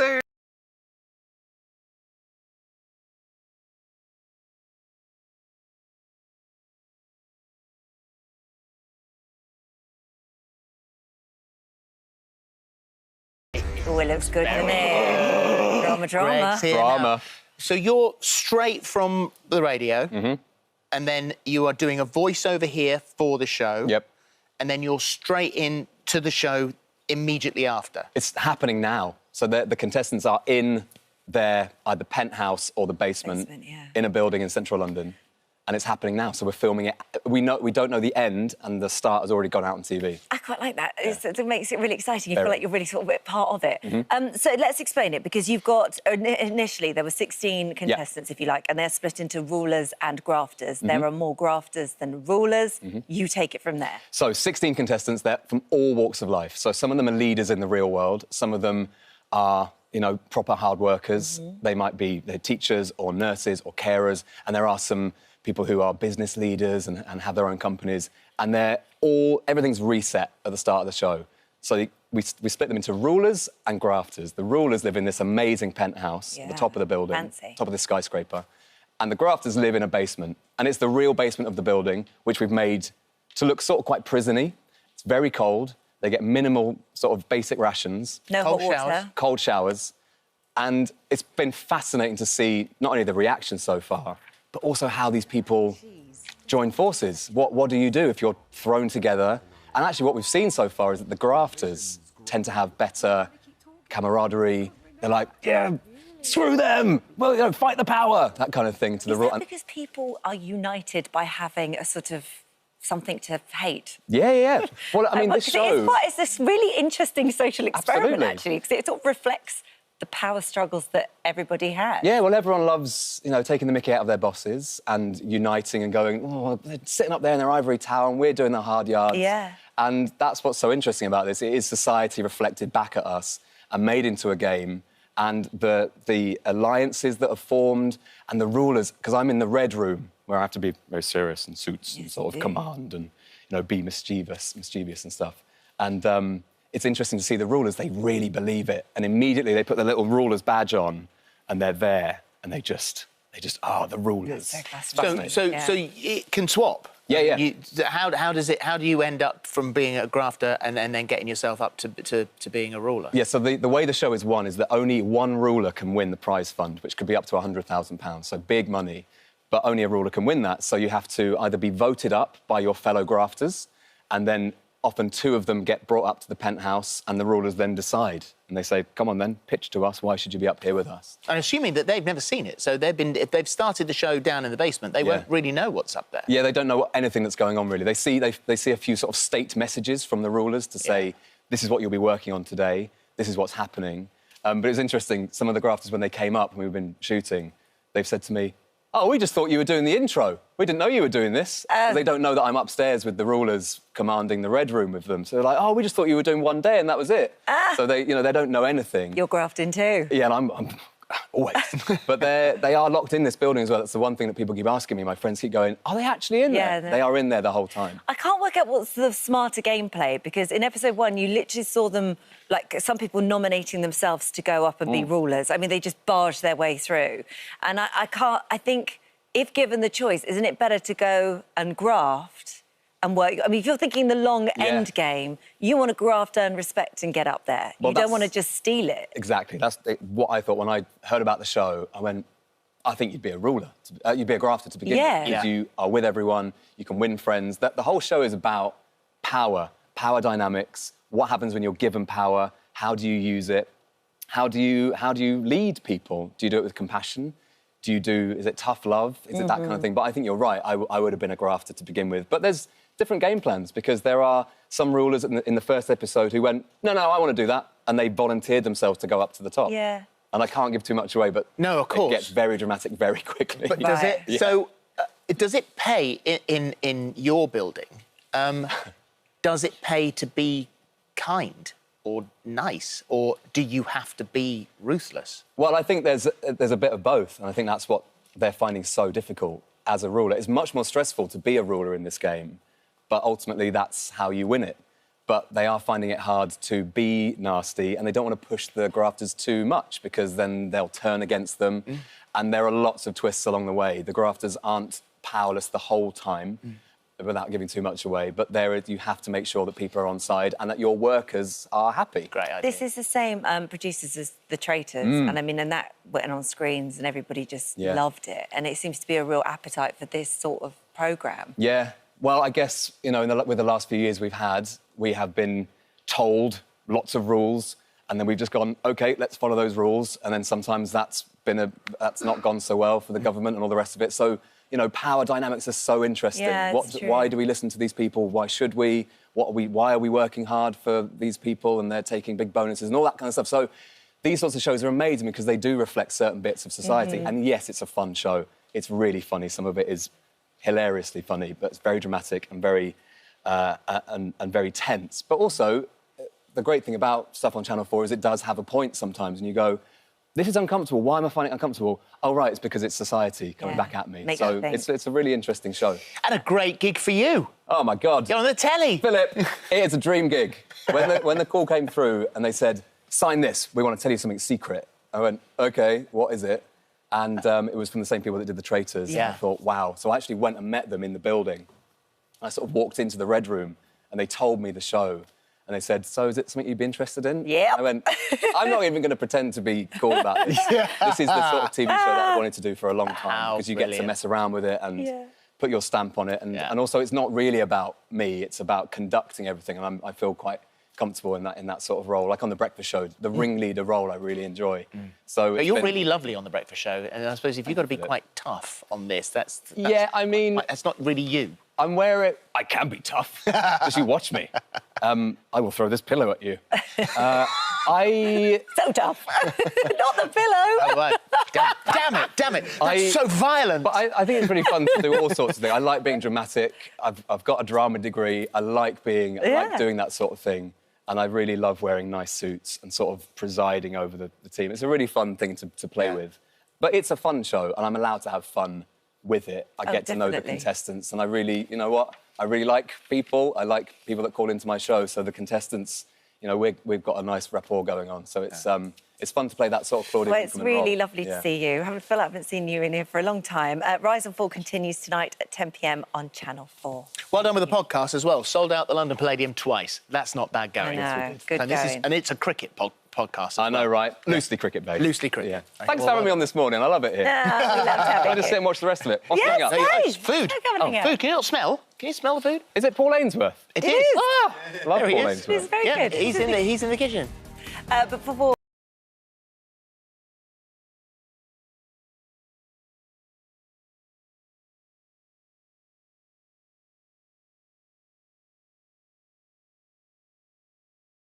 Now, our next guest is the OG influencer and, of course, my red carpet bestie. She's not only an heiress, she's also a model, reality TV star, DJ, party girl, and even has hit records and Hollywood movies under her belt. And now Paris Hilton's looking back at her extraordinary life in her new memoir. Well, it had to be called Paris, right? And she joined us now to tell us more. Thanks for joining us. Thank you. Thanks So for good calling to up a see very you. confused Becky as well. What a fun show. It's such a fun love show, it. isn't it? And it's so lovely to have you here. We're so honoured. Everyone's very excited to have you. But can I just say, congratulations on becoming a mum. How are you? How is life being a working mum now? I do it all, but he is my world. He is just such a little angel. I'm so obsessed with him. I can't wait to get home to him. How old is he? How old is he, Paris? It's his 2-month birthday yesterday. Wow, 2 months. And this is little baby Phoenix. Yes. I can imagine you singing lots of lullabies to this little baby. I sing him Stars Are Blind acoustic version. Really? He's only 8 weeks. He needs that acoustic version. We can't go like full on yet. So let's talk the memoir. When did you first think, you know, my story's extraordinary. I'm going to put pen to paper and tell us. It all started out with my documentary when I really just started being vulnerable and real and just really going into things that I just have went through in my life that have been really difficult. And I just thought it was time. I feel like the media has really controlled my narrative for over 2 decades. And now it was time to tell the truth. I feel like this is the authentic Paris now. Even your voice is not the same as what I remember. Like, just hearing you now, this is you, isn't it? Yeah, this is my real voice. That was just a character I was playing. But it was great to play it, though. You had some amazing experiences. I can remember reading about the fact that you and Britney Spears did an escape exit from a party. Tell me about what happened there. We were at the Beverly Hills Hotel at an after party in our friend's bungalow, and we were bored, so we just... We were like, we need to get out of here. We snuck out the window and got out of there. If anyone you want to escape with is Britney, right? And was she all for it? Yeah. Why not? She's like, let's go. Who helped who up? Like, get up there, Paris. What about the dresses as well? You know, I know you wear those tight dresses. Was it quite easy? It was easy. Yeah. Oh, amazing. When you look at your life, what has been the most moving for you or the most educational for you? What have you learnt in your life?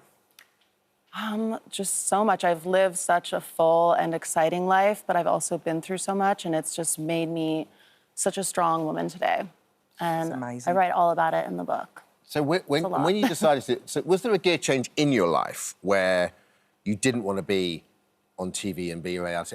And to a point, like you said, someone else is controlling your narrative, to becoming, you know, growing up, I guess, and becoming an adult and being a businesswoman and all of that. Was there or did it just happen sort of slower than that? I just think that for a long time, people have misunderstood and underestimated me, but I can understand playing that character. Of course, they were going to assume otherwise, but I'm not a dumb blonde. I'm just very good at pretending to be one. Did you feel trapped to be perceived like that?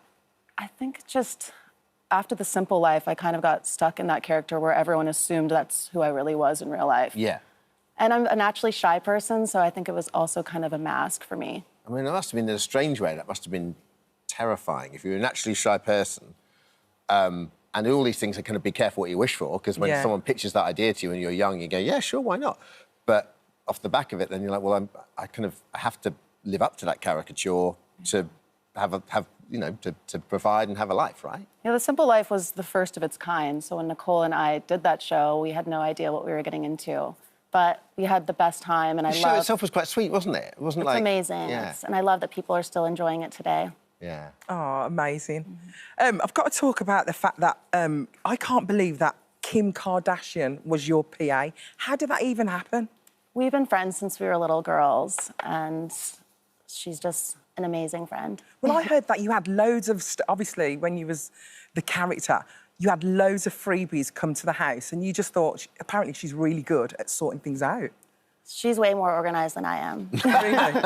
Well, I need her in my house. Honestly, I'm so cluttered at the moment. I need a declutter. It's unbelievable.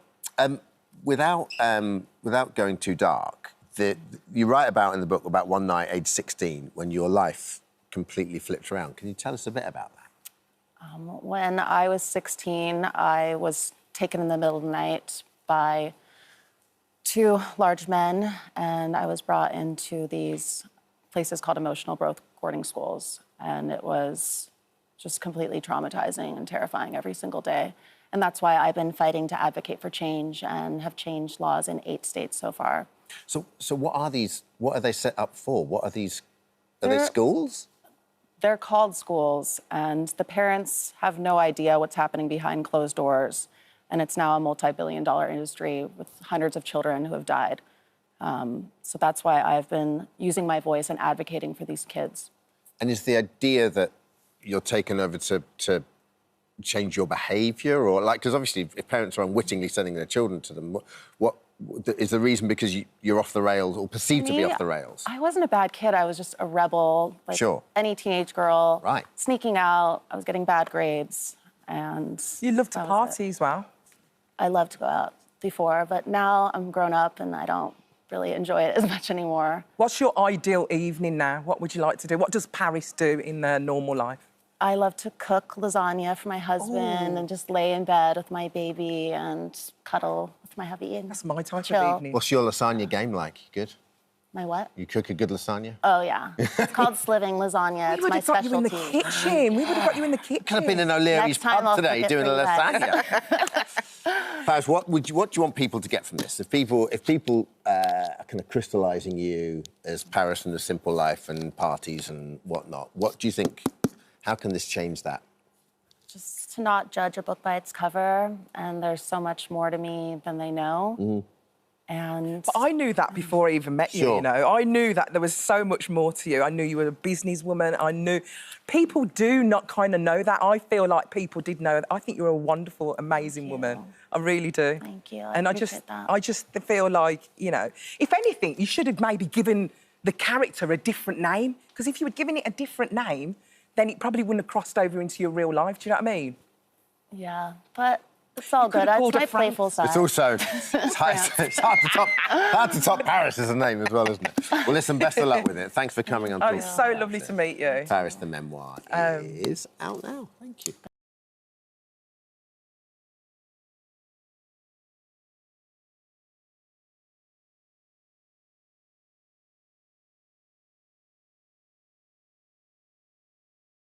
One of television's most iconic detectives, and this week Luther is about to hit the big screen for the very first time. Well, here's what happened when Alison caught up with the man himself, Idris Elba, where they discussed the movie, music, and what the super sleuth's iconic coat smells like.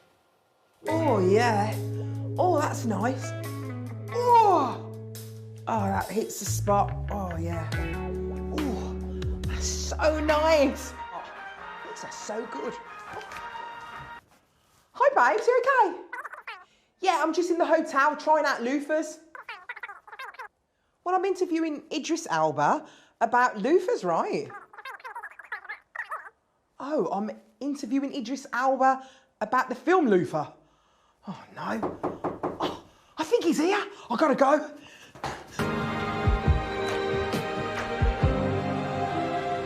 International superstar. Who?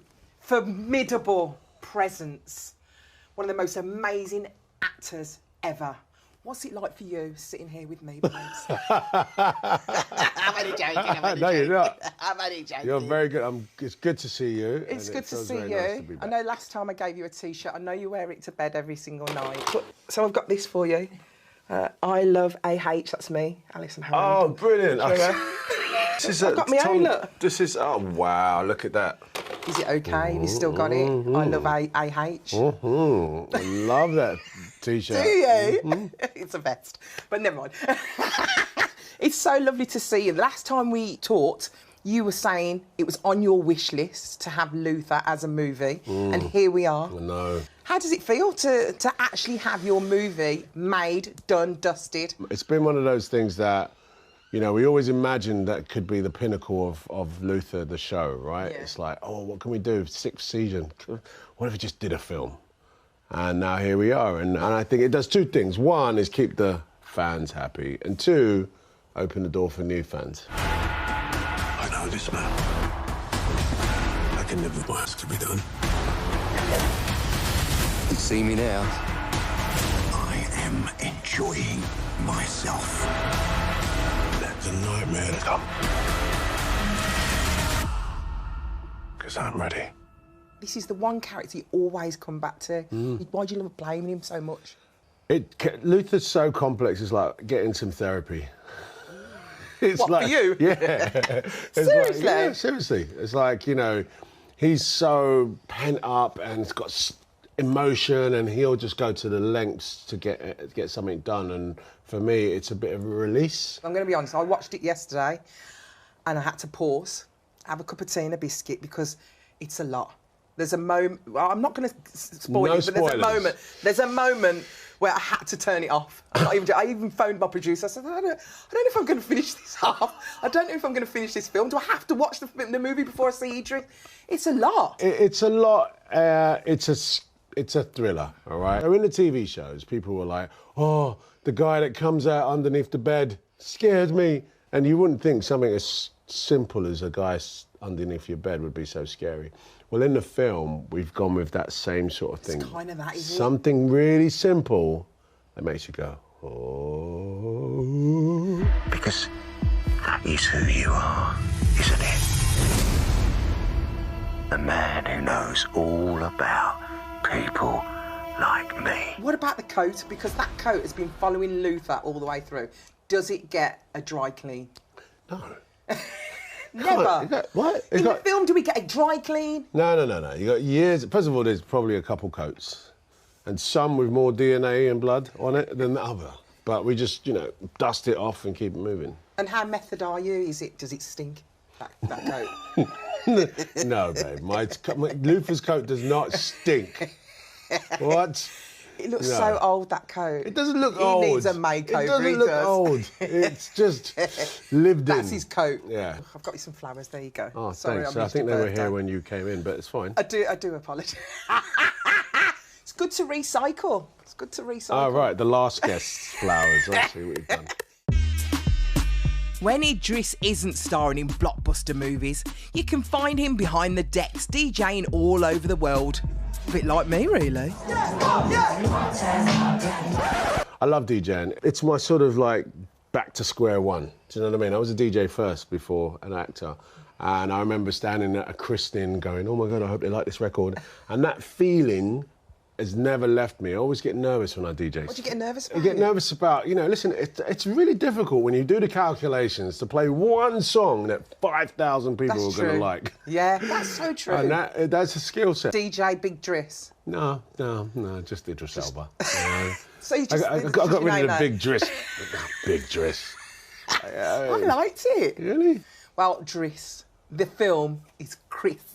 Oh, Idris Elba, thank you so much. Lovely to see you again. Good to see you too.